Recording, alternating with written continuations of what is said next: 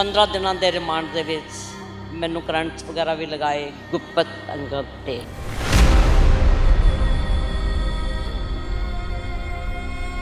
ਪਾਣੀ ਲਿਆ ਕੇ ਤੇ ਸਾਹਮਣੇ ਬੋਤਲ ਨਾਲ ਡੋੜ ਦਿੰਦੇ ਸੀਗੇ, ਪਿਆਸ ਹੋਰ ਚਮਕਦੀ ਸੀ, ਪਰ ਪੀਣੋਂ ਨਹੀਂ ਦਿੰਦੇ ਸੀਗੇ।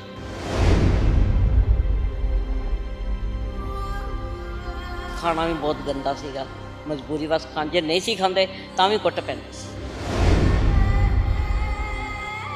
ਫਿਰ ਮੈਨੂੰ ਗੁੱਸਾ ਉਦੋਂ ਚੜ੍ਹਦਾ ਹੁੰਦਾ ਸੀਗਾ ਜਦੋਂ ਪਿੰਡਾਂ ਵਾਲਿਆਂ ਨੂੰ ਉਹਨਾਂ ਭਿੰਡਰੀ ਕਹਿ ਕੇ ਬੋਲਦੇ ਸੀਗੇ, ਭਿੰਡਰੀ ਭਿੰਡਰੀ ਭਿੰਡਰੀ। ਮੈਂ ਫਿਰ ਉਹਨਾਂ ਨੂੰ ਕਿਹਾ, ਮੈਂ ਕਿ ਸਰ ਮੈਂ ਸੰਤ ਜਰਨੈਲ ਸਿੰਘ ਜੀ ਖਾਲਸਾ ਭਿੰਡਰਾਂ ਵਾਲਿਆਂ ਨੂੰ ਜਾਣਦੀ ਹਾਂ, ਬਟ ਭਿੰਡਰੀ ਨੂੰ ਨਹੀਂ ਜਾਣਦੀ। ਅਤੇ ਸੰਤ ਜਰਨੈਲ ਸਿੰਘ ਜੀ ਖਾਲਸਾ ਜਿਹੜੇ ਇਹ ਬੰਬ ਤਿਆਰ ਕਰਦੇ ਸੀਗੇ, ਉਹਨਾਂ ਵਿੱਚੋਂ ਇੱਕ ਬੰਬ ਤੁਹਾਡੇ ਸਾਹਮਣੇ ਫਿਰ ਕਿਤਾਬਾਂ 'ਤੇ ਬੜਾ ਚੜ੍ਹਿਆ। ਖੈਰ ਮੈਂ ਆਪਣੇ ਮਨ ਦੀ ਗੱਲ ਜਿਹੜੀ ਹੈ ਸਪਸ਼ਟ ਕਰ ਦਿੱਤੀ। ਔਰ ਉਹ ਵੀ ਕਹਿੰਦੇ ਸੀਗੇ ਕਿ ਯਾਰ ਕਮਾਲ ਦੀ ਗੱਲ ਹੈ, ਇੰਨਾ ਟੌਰਚਰ ਕਰਦੇ ਇੰਨਾ ਟੌਰਚਰ ਕਰਦੇ ਆ, ਇਹਨਾਂ ਦੀ ਸਿਹਤ ਕੋਈ ਅਸਰ ਹੀ ਨਹੀਂ ਹੁੰਦਾ।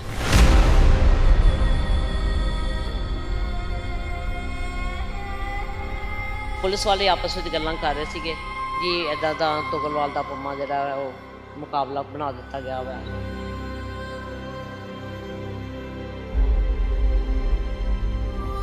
ਸੁਣ ਕੇ ਤੇ ਸਿਵਲ ਹਸਪੀਟਲ ਪਹੁੰਚੇ ਆ, ਉੱਥੇ ਚੋਰੀ ਛਿਪੇ ਡੈਡ ਬੋਡੀ ਦੇਖੀ ਹੈ, ਚੋਰੀ ਛਿਪੇ ਸਾਨੂੰ ਦਿੱਤੀ ਨਹੀਂ।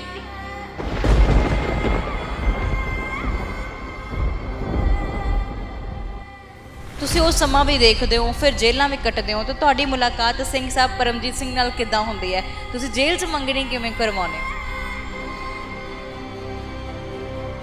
ਪਰਮਜੀਤ ਨੂੰ ਮੇਰੇ 'ਤੇ ਮਾਣ ਸੀਗਾ, ਅਤੇ ਮੈਂ ਤਾਂ ਇੱਕ ਸੱਸ ਦੇ ਲਈ ਉਹਦੇ ਪੁੱਤ ਵੀ ਬਣ ਕੇ ਦਿਖਾਇਆ, ਉਹਦੀ ਨੂੰਹ ਵੀ ਬਣ ਕੇ ਦਿਖਾਇਆ, ਇੱਕ ਬੇਟੀ ਨੂੰ ਉਹਦਾ ਬਾਪ ਬਣ ਕੇ ਵੀ ਦਿਖਾਇਆ।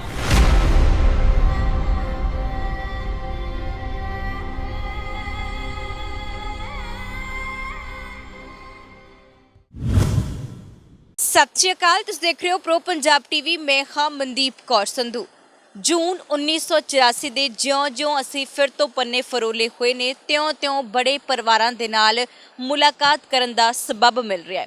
ਔਰ ਇਸੇ ਕਰਕੇ ਇੱਕ ਐਸਾ ਪਰਿਵਾਰ ਦੇ ਨਾਲ ਅਸੀਂ ਤੁਹਾਡੀ ਅੱਜ ਮੁਲਾਕਾਤ ਕਰਵਾਉਣੀ ਹੈ ਜੋ ਪਿੰਡ ਤੁਗਲਵਾਲ ਦੇ ਵਿੱਚ ਰਹਿੰਦੇ ਨੇ, ਜ਼ਿਲ੍ਹਾ ਗੁਰਦਾਸਪੁਰ ਹੈ ਤੇ ਬਿਲਕੁਲ ਬਟਾਲਾ ਦੇ ਨਜ਼ਦੀਕ ਪਿੰਡ ਵਸਿਆ ਹੋਇਆ। ਇੱਥੋਂ ਦੇ ਬੜੇ ਜੁਝਾਰੂ ਯੋਧੇ ਨੇ ਜਿਹੜੇ ਉਸ ਵੇਲੇ ਸ਼ਹੀਦ ਹੋਏ ਸੀ। ਔਰ ਜਿਸ ਪਰਿਵਾਰ ਦੇ ਨਾਲ ਅੱਜ ਅਸੀਂ ਤੁਹਾਨੂੰ ਮਿਲਵਾਉਣਾ ਹੈ, ਉਹਨਾਂ ਦੇ ਵਿੱਚ ਸਿਰਫ ਅੱਜ ਇੱਕ ਬੀਬੀ ਜੀ ਨੇ, ਔਰ ਬੀਬੀ ਜੀ ਬਾ ਕਮਾਲ ਨੇ, ਇੰਨੇ ਜ਼ਿਆਦਾ ਸਾਹਸੀ ਨੇ ਔਰ ਇੰਨੀ ਜ਼ਿਆਦਾ ਜੁਝਾਰੂ ਵੀ ਨੇ ਔਰ ਇੱਕ ਹੌਸਲੇ ਵਾਲੇ ਵੀ ਨੇ। ਤੇ ਇਹਨਾਂ ਦੀ ਕਹਾਣੀ ਕਿਸ ਤਰੀਕੇ ਨਾਲ ਸ਼ੁਰੂ ਹੁੰਦੀ ਹੈ ਇਹ ਵੀ ਦੱਸਾਂਗੇ, ਕਿਸ ਤਰੀਕੇ ਨਾਲ 1984 ਦਾ ਵੇਲਾ ਸਾਰਾ ਦੇਖਦੇ ਨੇ। ਔਰ ਖਾਸ ਗੱਲ ਇੱਕ ਤੁਹਾਨੂੰ ਦੱਸ ਦਿੰਦੀ ਹਾਂ ਕਿ ਜੇਲ੍ਹ ਦੇ ਵਿੱਚ ਮੰਗਣੀ ਹੁੰਦੀ ਇਹਨਾਂ ਦੀ, ਤਾਂ ਜੇਲ੍ਹ ਦੇ ਵਿੱਚ ਆਪਣੇ ਸਿੰਘ ਸਾਹਿਬ ਨੂੰ ਕਿਵੇਂ ਮਿਲਦੇ ਨੇ, ਸਾਰਾ ਇਤਿਹਾਸ ਇਹਨਾਂ ਦੀ ਜ਼ੁਬਾਨੀ ਸੁਣਾਂਗੇ। ਸਵਾਗਤ ਕਰਦੇ ਹਾਂ ਪ੍ਰੋ ਪੰਜਾਬ ਟੀਵੀ ਤੇ। ਵਾਹਿਗੁਰੂ ਜੀ ਕਾ ਖਾਲਸਾ, ਵਾਹਿਗੁਰੂ ਜੀ ਕੀ ਫਤਿਹ।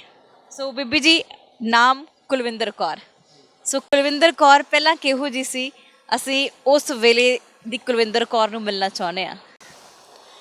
ਕੁਲਵਿੰਦਰ ਕੌਰ ਜਦੋਂ ਪਠਾਨਕੋਟ ਰਹਿੰਦੀ ਸੀ, ਪੜ੍ਹਦੀ ਸੀ, ਸਟੂਡੈਂਟ ਲਾਈਫ ਦੇ ਵਿੱਚ ਹੀ ਉਹਦੇ ਇਸਤਰੀ ਅਕਾਲੀ ਦਲ ਨਾਲ ਸੰਬੰਧਿਤ ਬਣੇ, ਔਰ ਸਟੂਡੈਂਟ ਲਾਈਫ ਦੇ ਵਿੱਚ ਹੀ ਸਿੱਖ ਸਟੂਡੈਂਟ ਫੈਡਰੇਸ਼ਨ ਨਾਲ ਮੇਰੇ ਜਿਹੜੇ ਨੇ ਉਹ ਸੰਬੰਧ ਬਣੇ। ਔਰ ਸਟੂਡੈਂਟ ਲਾਈਫ ਦੇ ਵਿੱਚ ਹੀ ਅਸੀਂ ਜਦੋਂ ਲੈਕਚਰ ਦਿੰਦੇ ਸੀਗੇ ਪਿੰਡਾਂ ਵਿੱਚ ਜਾ ਕੇ, ਸੰਤ ਜਰਨੈਲ ਸਿੰਘ ਜੀ ਖਾਲਸਾ ਪਿੰਡਾਂ ਵਾਲਿਆਂ ਦਾ ਬੜਾ ਪ੍ਰਭਾਵ ਸੀਗਾ ਮੇਰੇ 'ਤੇ। ਉਹਨਾਂ ਨੂੰ ਅਸੀਂ 81 ਸਾਲ ਤੋਂ ਹੀ ਮਿਲਦੇ ਸੀਗੇ। ਅਤੇ ਉਸ ਤੋਂ ਬਾਅਦ ਜਦੋਂ ਵੀ ਕਿਸੇ ਪਿੰਡ ਵਿੱਚ ਜਾਂ ਕਾਲਜਾਂ ਵਿੱਚ ਮੀਟਿੰਗਸ ਹੁੰਦੀਆਂ ਸੀ ਜਾਂ ਕਾਨਫਰੰਸਿਸ ਹੁੰਦੀਆਂ ਸੀ, ਤਾਂ ਆਪਾਂ ਜਦੋਂ ਵੀ ਲੈਕਚਰ ਦਿੰਦੇ ਸੀ ਤਾਂ ਇਨ ਫੇਵਰ ਆਫ ਪਿੰਡਾਂ ਵਾਲਾ ਔਰ ਇਨ ਫੇਵਰ ਆਫ ਸਿੱਖ ਹੋਮਲੈਂਡ ਐਸੇ ਦੇ ਬਾਰੇ ਵਿੱਚ ਅਸੀਂ ਲੈਕਚਰ ਦਿੰਦੇ ਸੀ। ਔਰ ਆਪਣੇ ਆਪ ਨੂੰ ਲੁਕਾ ਕੇ ਰੱਖਣ ਲਈ ਮੇਰੀ ਪਹਿਚਾਣ ਉਦੋਂ ਬਣੀ ਹੋਈ ਸੀ, 2 ਜੁੰਡੀਆਂ ਵਾਲੀ ਲੜਕੀ, ਕਿਉਂਕਿ ਪਹਿਲਾਂ ਮੈਂ 2 ਜੁੰਡੀਆਂ ਕਰਦੀ ਸੀ ਆਪਣੀ ਪਹਿਚਾਣ ਨੂੰ ਲੁਕਾਉਣ ਦੇ ਲਈ, ਤਾਂ ਕਿ ਕੋਈ ਸਮਝੇ ਨਾ ਕਿ ਸਿੰਘਣੀ ਹੈ, ਕਿਉਂਕਿ CID ਦੀ ਨਜ਼ਰ ਤੋਂ ਆਪਣੇ ਆਪ ਨੂੰ ਬਚਾਉਣਾ ਵੀ ਹੁੰਦਾ ਸੀਗਾ। CID ਪਹਿਲਾਂ ਤੋਂ ਹੀ ਮਗਰ ਲੱਗੀ ਹੁੰਦੀ ਸੀਗੀ ਆਪਣੇ ਸਟੂਡੈਂਟ ਲਾਈਫ 'ਤੇ। ਸਟੂਡੈਂਟ ਲਾਈਫ ਦੇ ਵਿੱਚ ਹੀ ਤੁਸੀਂ ਜੁੜੇ ਰਹੇ ਹੋ ਸਿੱਖ ਕੌਮ ਦੇ ਨਾਲ। ਤੁਸੀਂ ਕਿਹਾ ਕਿ ਹਾਂਜੀ ਅਸੀਂ ਇਸੇ ਧਰਮ ਵਾਲੇ ਪਾਸੇ ਤੁਰਨਾ ਹੈਗਾ ਆ। ਜਦੋਂ ਅਸੀਂ ਕਾਲਜ ਪੜ੍ਹਦੇ ਸੀਗੇ ਤਾਂ ਮੋਸਟਲੀ ਲੜਕੀਆਂ ਨੂੰ ਹੁੰਦਾ ਹੈ ਜਾਂ ਲੜਕੇ ਵੀ ਹੋਣਗੇ ਕਿ ਉਹ ਰੋਮਾਂਟਿਕ ਨਾਵਲਸ ਵਗੈਰਾ ਪੜ੍ਹਦੇ ਨੇ ਜਾਂ ਇੱਦਾਂ ਦੀਆਂ ਲਾਇਬ੍ਰੇਰੀ ਵੀ ਜਾ ਕੇ ਪੜ੍ਹਦੇ ਨੇ। ਬਟ ਮੇਰਾ ਸ਼ੁਰੂ ਤੋਂ ਹੀ ਇੰਟਰਸਟ ਰਿਹਾ ਸੀਗਾ ਕਿ ਮੈਂ ਸਿੱਖ ਇਤਿਹਾਸ ਨਾਲ ਸੰਬੰਧਿਤ ਜਿਹੜਾ ਲਿਟਰੇਚਰ ਪੜ੍ਹਾਂ ਔਰ ਸੱਚ ਜਾਣਨਾ। ਜਦੋਂ ਮੈਂ ਲਿਟਰੇਚਰ ਪੜ੍ਹਦੀ ਸੀ ਅਤੇ ਸਿੱਖ ਇਤਿਹਾਸ ਵਿੱਚ ਬੀਬੀਆਂ ਦਾ ਇਤਿਹਾਸ ਪੜ੍ਹਦੀ ਸੀ, ਸਿੰਘਾਂ ਦਾ ਇਤਿਹਾਸ ਪੜ੍ਹਦੀ ਸੀ ਕਿ ਕਿਸ ਤਰ੍ਹਾਂ ਉਹਨਾਂ ਨੇ ਮਤਲਬ ਕਿ ਸ਼ਹੀਦੀਆਂ ਪਾਈਆਂ, ਇੰਨੇ ਕਾਰਨਾਮੇ ਕੀਤੇ, ਤਾਂ ਮੇਰੇ ਮਨ ਵਿੱਚ ਉਦੋਂ ਜਿਵੇਂ ਕਹਿੰਦੇ ਨਾ ਕਿ ਡੋਲੇ ਫਰਕਦੇ ਆ, ਮੇਰੇ ਮਨ ਵਿੱਚ ਉਦੋਂ ਡੋਲੇ ਫਰਕਦੇ ਹੁੰਦੇ ਸੀਗੇ ਕਿ ਕਾਸ਼ ਮੈਂ ਵੀ ਕਦੇ ਉਸ ਟਾਈਮ ਵਿੱਚ ਹੁੰਦੀ ਅਤੇ ਮੈਂ ਵੀ ਇਹ ਕੁਛ ਕਰਦੀ। ਮੇਰੇ ਮਨ ਵਿੱਚ ਇੱਕ ਸ਼ੌਂਕ ਸੀਗਾ ਕੁਛ ਕਰਨ ਦਾ, ਕੌਮ ਲਈ, ਪੰਥ ਲਈ ਕੁਛ ਕਰਨ ਦਾ, ਅਤੇ ਸੋਚਦੀ ਸੀ ਕਿ ਮੌਕਾ ਮਿਲੇ ਅਤੇ ਮੈਂ ਵੀ ਕੁਛ ਕਰਾਂ। ਅਤੇ ਰੱਬ ਨੇ ਸ਼ਾਇਦ ਮੇਰੀ ਅਰਦਾਸ ਸੁਣੀ ਅਤੇ ਮੈਨੂੰ ਮੌਕਾ ਮਿਲਿਆ ਪੰਥ ਦੇ ਲਈ, ਕੌਮ ਦੇ ਲਈ ਕੁਛ ਕਰ ਗੁਜ਼ਰਨ ਦਾ। ਬਿਲਕੁਲ ਜੀ। ਔਰ ਬਹੁਤ ਤੁਸੀਂ ਉਸ ਟਾਈਮ 'ਤੇ ਜਿੱਥੇ ਸਾਡੇ ਅੱਜ ਵੀ ਜਦੋਂ ਅਸੀਂ ਯਾਦ ਕਰਦੇ ਹਾਂ ਸ਼੍ਰੀ ਅਕਾਲ ਤਖਤ ਸਾਹਿਬ 'ਤੇ ਉਸ ਹਮਲੇ ਦੇ ਵੇਲੇ ਨੂੰ ਕਿਸ ਤਰੀਕੇ ਨਾਲ ਢਹਿ ਢੇਰੀ ਕੀਤਾ ਗਿਆ, ਉਸ ਸਾਡੇ ਪਾਵਨ ਮੁਕੱਦਸ ਸਥਾਨ 'ਤੇ ਜਿਹੜਾ ਹਮਲਾ ਹੁੰਦਾ, ਜਦੋਂ ਅੱਜ ਵੀ ਯਾਦ ਕਰਦੇ ਹਾਂ ਤਾਂ ਦਿਲ ਰੋ ਉੱਠਦਾ ਹੈ, ਰੂਹ ਕੰਬਦੀ ਹੈ।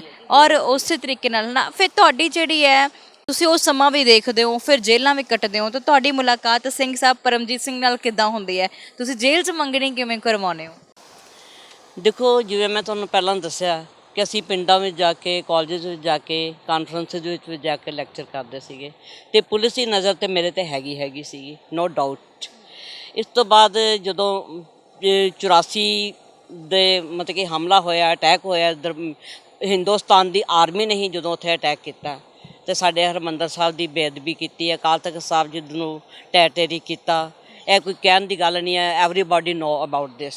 ਬਹੁਤ ਲੰਬੀ ਗੱਲ ਚਲੇ ਜਾਂਦੀ ਹੈ ਜੇਕਰ ਆਪਾਂ ਉਸ ਬਾਰੇ ਗੱਲ ਕਰੀਏ ਤਾਂ ਮਨ ਵਿੱਚ ਬੜਾ ਮਤਲਬ ਕਿ ਇੱਕ ਗੁੱਸਾ ਵੀ ਸੀਗਾ ਅਤੇ ਜੋਸ਼ ਵੀ ਸੀਗਾ। ਅਤੇ ਉਸ ਦਿਨ 3 ਜੂਨ ਦੀ ਰਾਤ, 3 ਜੂਨ ਜਦੋਂ ਕਿ ਗੁਰੂ ਅਰਜਨ ਸਾਹਿਬ ਜੀ ਦਾ ਸ਼ਹੀਦੀ ਦਿਹਾੜਾ ਸੀਗਾ, ਉਸ ਦਿਨ ਮੈਨੂੰ ਯਾਦ ਹੈ ਚੰਗੀ ਤਰ੍ਹਾਂ।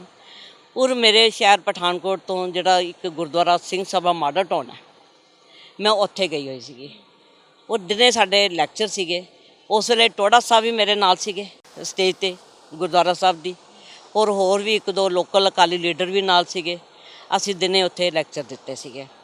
ਔਰ ਰਾਤ, ਕਿਉਂਕਿ ਮੈਨੂੰ ਕਵਿਤਾਵਾਂ ਲਿਖਣ ਦਾ ਅਤੇ ਪੜ੍ਹਨ ਦਾ ਵੀ ਸ਼ੌਂਕ ਸੀਗਾ, ਔਰ ਉਸੇ ਦੇ ਸੰਬੰਧ ਵਿੱਚ ਉੱਥੇ ਗੁਰਦੁਆਰਾ ਮਾਡਲ ਟਾਊਨ ਹੀ ਸਿੰਘ ਸਭਾ, ਉੱਥੇ ਰਾਤ ਦਾ ਪ੍ਰੋਗਰਾਮ ਸੀ ਅਤੇ ਮੈਂ ਆਪਣੇ ਪੇਰੈਂਟਸ ਨੂੰ ਕਹਿ ਦਿੱਤਾ ਸੀਗਾ ਕਿ ਮੈਂ ਰਾਤ ਨੂੰ ਘਰ ਨਹੀਂ ਆ ਸਕਦੀ ਕਿਉਂਕਿ ਘਰ ਬੜੀ ਦੂਰ ਸੀਗਾ। ਅਤੇ ਮੈਂ ਕਿਹਾ ਵੀ ਰਾਤ ਨੂੰ ਮੇਰਾ ਕਵੀ ਦਰਬਾਰ ਹੈ, ਤੁਹਾਨੂੰ ਪਤਾ ਹੀ ਕਵੀ ਦਰਬਾਰ ਮੋਸਟਲੀ ਰਾਤ ਨੂੰ ਹੁੰਦੇ ਨੇ, ਅਤੇ ਮੈਂ ਘਰ ਤੇ ਪਹਿਲਾਂ ਹੀ ਕਹਿ ਦਿੱਤਾ ਸੀਗਾ ਕਿ ਮੈਂ ਨਹੀਂ ਆ ਸਕਾਂਗੀ।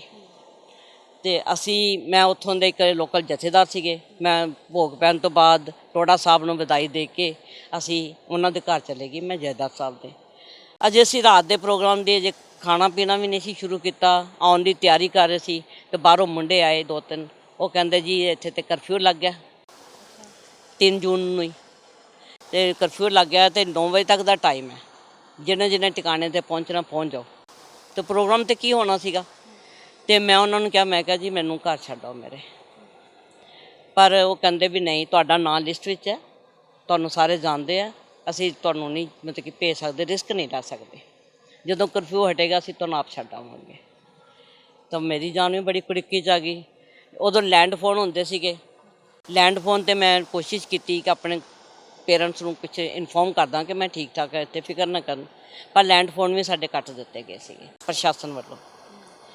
ਉਹ ਮੈਨੂੰ 3 ਰਾਤਾਂ ਉੱਥੇ ਰਹਿਣਾ ਪਿਆ ਉਹਨਾਂ ਦੇ ਘਰ, ਅਤੇ ਬੜੀਆਂ ਤੜਫ ਕੇ ਐਸ ਕਰਕੇ ਨਹੀਂ ਕਿ ਮੈਂ ਇੱਧਰ ਦੁਖੀ ਸੀ, ਤੜਫ ਐਸ ਕਰਕੇ ਸੀਗੀ ਕਿ ਮੇਰੇ ਪੇਰੈਂਟਸ ਦੇ ਮਨ 'ਤੇ ਕੀ ਬੀਤਦੀ ਹੋਏਗੀ, ਮੇਰੀਆਂ ਭੈਣਾਂ ਦੇ ਮਨ 'ਤੇ ਕੀ ਬੀਤਦੀ ਹੋਏਗੀ, ਉਹ ਸੋਚਣਗੇ ਪਤਾ ਨਹੀਂ ਉਹਦਾ ਕੀ ਹਾਲ ਹੋਇਆ ਹੋਣਾ, ਤੜਫ ਐਸ ਸੀਗੀ। ਅਤੇ ਖੈਰ ਜਦੋਂ 6 ਜੂਨ ਨੂੰ ਜਦੋਂ ਥੋੜ੍ਹਾ ਜਿਹਾ 2-2.5 ਘੰਟੇ ਦੀ ਖੁੱਲ੍ਹ ਮਿਲਦੀ ਹੈ, ਉਦੋਂ ਮੈਨੂੰ ਪਰਿਵਾਰ ਵਾਲੇ ਮੈਨੂੰ ਘਰ ਛੱਡ ਕੇ ਆਉਂਦੇ ਨੇ, ਅਤੇ ਅਸੀਂ 9 ਵਜੇ ਨਾਲ ਘਰ ਪਹੁੰਚੇ ਹੋਵਾਂਗੇ ਆਪਣੇ ਪਠਾਨਕੋਟ ਸਥਿਤ।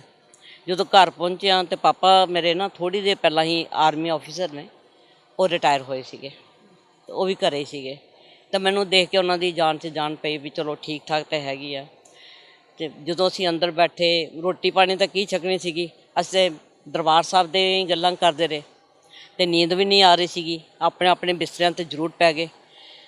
ਪਰ ਜਦੋਂ ਮੈਂ ਦੇਖਿਆ ਕਿ 12-1 ਦਾ ਟਾਈਮ ਹੋਣਾ ਰਾਤ ਦਾ, ਮੈਨੂੰ ਬੂਟਾਂ ਦੀ ਆਵਾਜ਼ ਆਈ, ਫੌਜੀ ਬੂਟਾਂ ਦੀ ਆਵਾਜ਼, ਜਿਵੇਂ ਵੱਖਰੀ ਉਹਨਾਂ ਦੀ ਬੂਟਾਂ ਦੀ ਆਵਾਜ਼ ਹੁੰਦੀ ਹੈ, ਦਗੜ ਦਗੜ ਦਗੜ। ਤਾਂ ਮੈਨੂੰ ਲੱਗਿਆ ਕਿ ਇਹ ਫੌਜ ਹੈ। ਮੈਨੂੰ ਇੰਨਾ ਕੁ ਤਾਂ ਸੀ ਕਿ ਪੰਜਾਬ ਪੁਲਿਸ ਮੈਨੂੰ ਕਿਸੇ ਵੀ ਟਾਈਮ ਅਰੈਸਟ ਕਰ ਸਕਦੀ ਹੈ, ਬਟ ਇਹ ਨਹੀਂ ਸੀ ਡਾਊਟ ਹੈਗਾ ਕਿ ਆਰਮੀ ਵੀ ਅਰੈਸਟ ਕਰ ਸਕਦੀ ਹੈ। ਖੈਰ 12-1 ਵਜੇ ਦੇ ਕਰੀਬ ਮੈਂ ਦੇਖਿਆ, ਮੇਰੇ ਪਾਪਾ ਪਹਿਲਾਂ ਬਾਹਰ ਨਿਕਲੇ। ਉਹਨਾਂ ਨੇ ਦੇਖਿਆ ਕਿ ਆਰਮੀ ਨੇ ਸਾਰੇ ਪਾਸਿਓਂ ਤੋਂ ਆਸੇ ਘੇਰਾ ਪਾਇਆ ਹੋਇਆ ਸੀਗਾ। ਆਸ ਪੜੋਸ ਦੇ ਲੋਕਾਂ ਦੀਆਂ ਛੱਤਾਂ 'ਤੇ ਵੀ ਚੜ੍ਹੇ ਹੋਏ ਸੀਗੇ। ਅਤੇ ਪਾਪਾ ਨੇ ਉਹਨਾਂ ਨੂੰ ਪੁੱਛਿਆ ਕਿ ਕੀ ਗੱਲ ਕੀ ਹੈ, ਅਤੇ ਉਹਨਾਂ ਨੂੰ ਬੜੀ ਬਦਤਮੀਜ਼ੀ ਨਾਲ ਜਿਹੜਾ ਸੀਗਾ ਉਹ ਪਏ, ਕਹਿੰਦਾ ਜੀ ਤੁਹਾਨੂੰ ਆਪੇ ਪਤਾ ਲੱਗ ਜਾਏਗਾ ਗੱਲ ਕੀ ਹੈ। ਅਤੇ ਪਾਪਾ ਨੂੰ ਇੱਕ ਨੇ ਬੱਟ ਮਾਰ ਕੇ ਪਰਾ ਕੀਤਾ। ਅਤੇ ਖੈਰ ਚਲੋ ਇੰਨੀ ਦੇਰ ਨੂੰ ਅੰਦਰ ਆਏ, ਮੈਂ ਅੰਦਰ ਸੀਗੀ, ਅਤੇ ਮੈਨੂੰ ਪੁੱਛਣ ਲੱਗੇ ਜੀ ਕੁਲਵਿੰਦਰ ਕੌਰ ਕੌਣ ਹੈ? ਮੈਂ ਕਿਹਾ ਜੀ ਮੈਂ ਹੀ ਹਾਂ। ਹੁਣ ਦੱਸਣਾ ਹੀ ਪੈਣਾ ਸੀਗਾ। ਅਤੇ ਪਹਿਲਾਂ ਉਹਨਾਂ ਨੇ ਮੇਰੀ ਤਲਾਸ਼ੀ ਲਈ। ਤਲਾਸ਼ੀ ਲੈਣ ਤੋਂ ਬਾਅਦ ਫਿਰ ਉਹਨਾਂ ਨੇ ਮੈਨੂੰ ਇੱਕ ਸੋਫੇ 'ਤੇ ਬਿਠਾ ਦਿੱਤਾ ਘਰ ਵਿੱਚ ਹੀ। ਉਸ ਤੋਂ ਬਾਅਦ ਮੇਰੇ ਪੂਰੇ ਘਰ ਦੀ ਤਲਾਸ਼ੀ ਲਈ, ਈਵਨ ਕਿ ਲੂਣ ਮਿਰਚ ਮਸਾਲੇ ਵਾਲੀਆਂ ਡੱਬੀਆਂ ਵੀ ਨਹੀਂ ਛੱਡੀਆਂ, ਉਹ ਵੀ ਤਲਾਸ਼ੀ ਲਈ ਕਿ ਕੋਈ। ਅਤੇ ਤਲਾਸ਼ੀ ਦੇ ਦੌਰਾਨ ਹੋਰ ਤਾਂ ਕੁਛ ਮਿਲਿਆ ਨਹੀਂ, ਕੋਈ ਹਥਿਆਰ ਤਾਂ ਮਿਲਿਆ ਨਹੀਂ। ਮੇਰੀ ਜਿਹੜੀ ਇਹ ਰੈਕ ਬਣਿਆ ਸੀਗਾ ਬੁੱਕਸ ਵਗੈਰਾ ਦਾ, ਉਹਦੇ ਵਿੱਚੋਂ ਪਤਾ ਨਹੀਂ ਉਹਨਾਂ ਨੇ ਕੋਈ ਪੇਪਰ ਜਿਹਾ ਕੱਢਿਆ। ਤਾਂ ਮੈਨੂੰ ਉਹ ਡੋਗਰਾ ਰੈਜੀਮੈਂਟ ਸੀਗੀ, ਪਤਾ ਨਹੀਂ ਕਿ ਬਿਹਾਰ ਰੈਜੀਮੈਂਟ ਸੀਗੀ। ਉਸ ਤੋਂ ਅਤੇ ਇੱਕ ਕੈਪਟਨ ਸੀਗਾ ਸਰਦਾਰ ਉਹਨਾਂ ਦਾ। अच्छा वो मेरे को आए, कहते जी यही कागज़ का टुकड़ा बहुत है, आपको 10 साल अंदर करने के लिए। मैं क्या इट मीनस मैनू 10 साल जीने की गारंटी मिल रही है। वैसे तो एक पल का भी भरोसा नहीं है, चलो तुम मैनू 10 साल जीने की गारंटी दे रहे हो। तो बाद कहते जी हुण तुसीं साडी हिरासत विच जे दौड़न की कोशिश की तो असीं तुहानूं शूट कर सकते। पता नहीं मेरे विच भी हौसला कित्थों आया। मैं भी उन्होंने कहा, मैं क्या सर तुहाडे हिंदुस्तान की सरकार का कानून है कि लेडीज़ नूं लेडीज़ फोर्स ही अरेस्ट कर सकती है। तो लेडीज़ फोर्स लियाओ, मैनू अरेस्ट करो, नो ऑब्जैक्शन। अदरवाइज मैं इत्थे सोफे ते बैठी रहांगी, एक कदम नहीं चुकांगी, बेशक मैंने शूट कर। तो मैनू हुण हैरानी हुंदी है कि मेरी उन्होंने सुन किवें लई। मैनू घसीट के भी लिजा सकते सीगे, पता नहीं उन्होंने मन में कुदरत वालों किवें मेहर पै गई कि उन्होंने वायलेंस की। और एक पंजाब पुलिस का हैड कांस्टेबल और एक कांस्टेबल आए मेरे को और कहते कि भैन जी शाम तक लेडीज़ फोर्स पहुँच जाएगी, क्योंकि लेडीज़ फोर्स सारी ही गुरदासपुर है, तो उन्नी देर असीं तुहाडे नाल।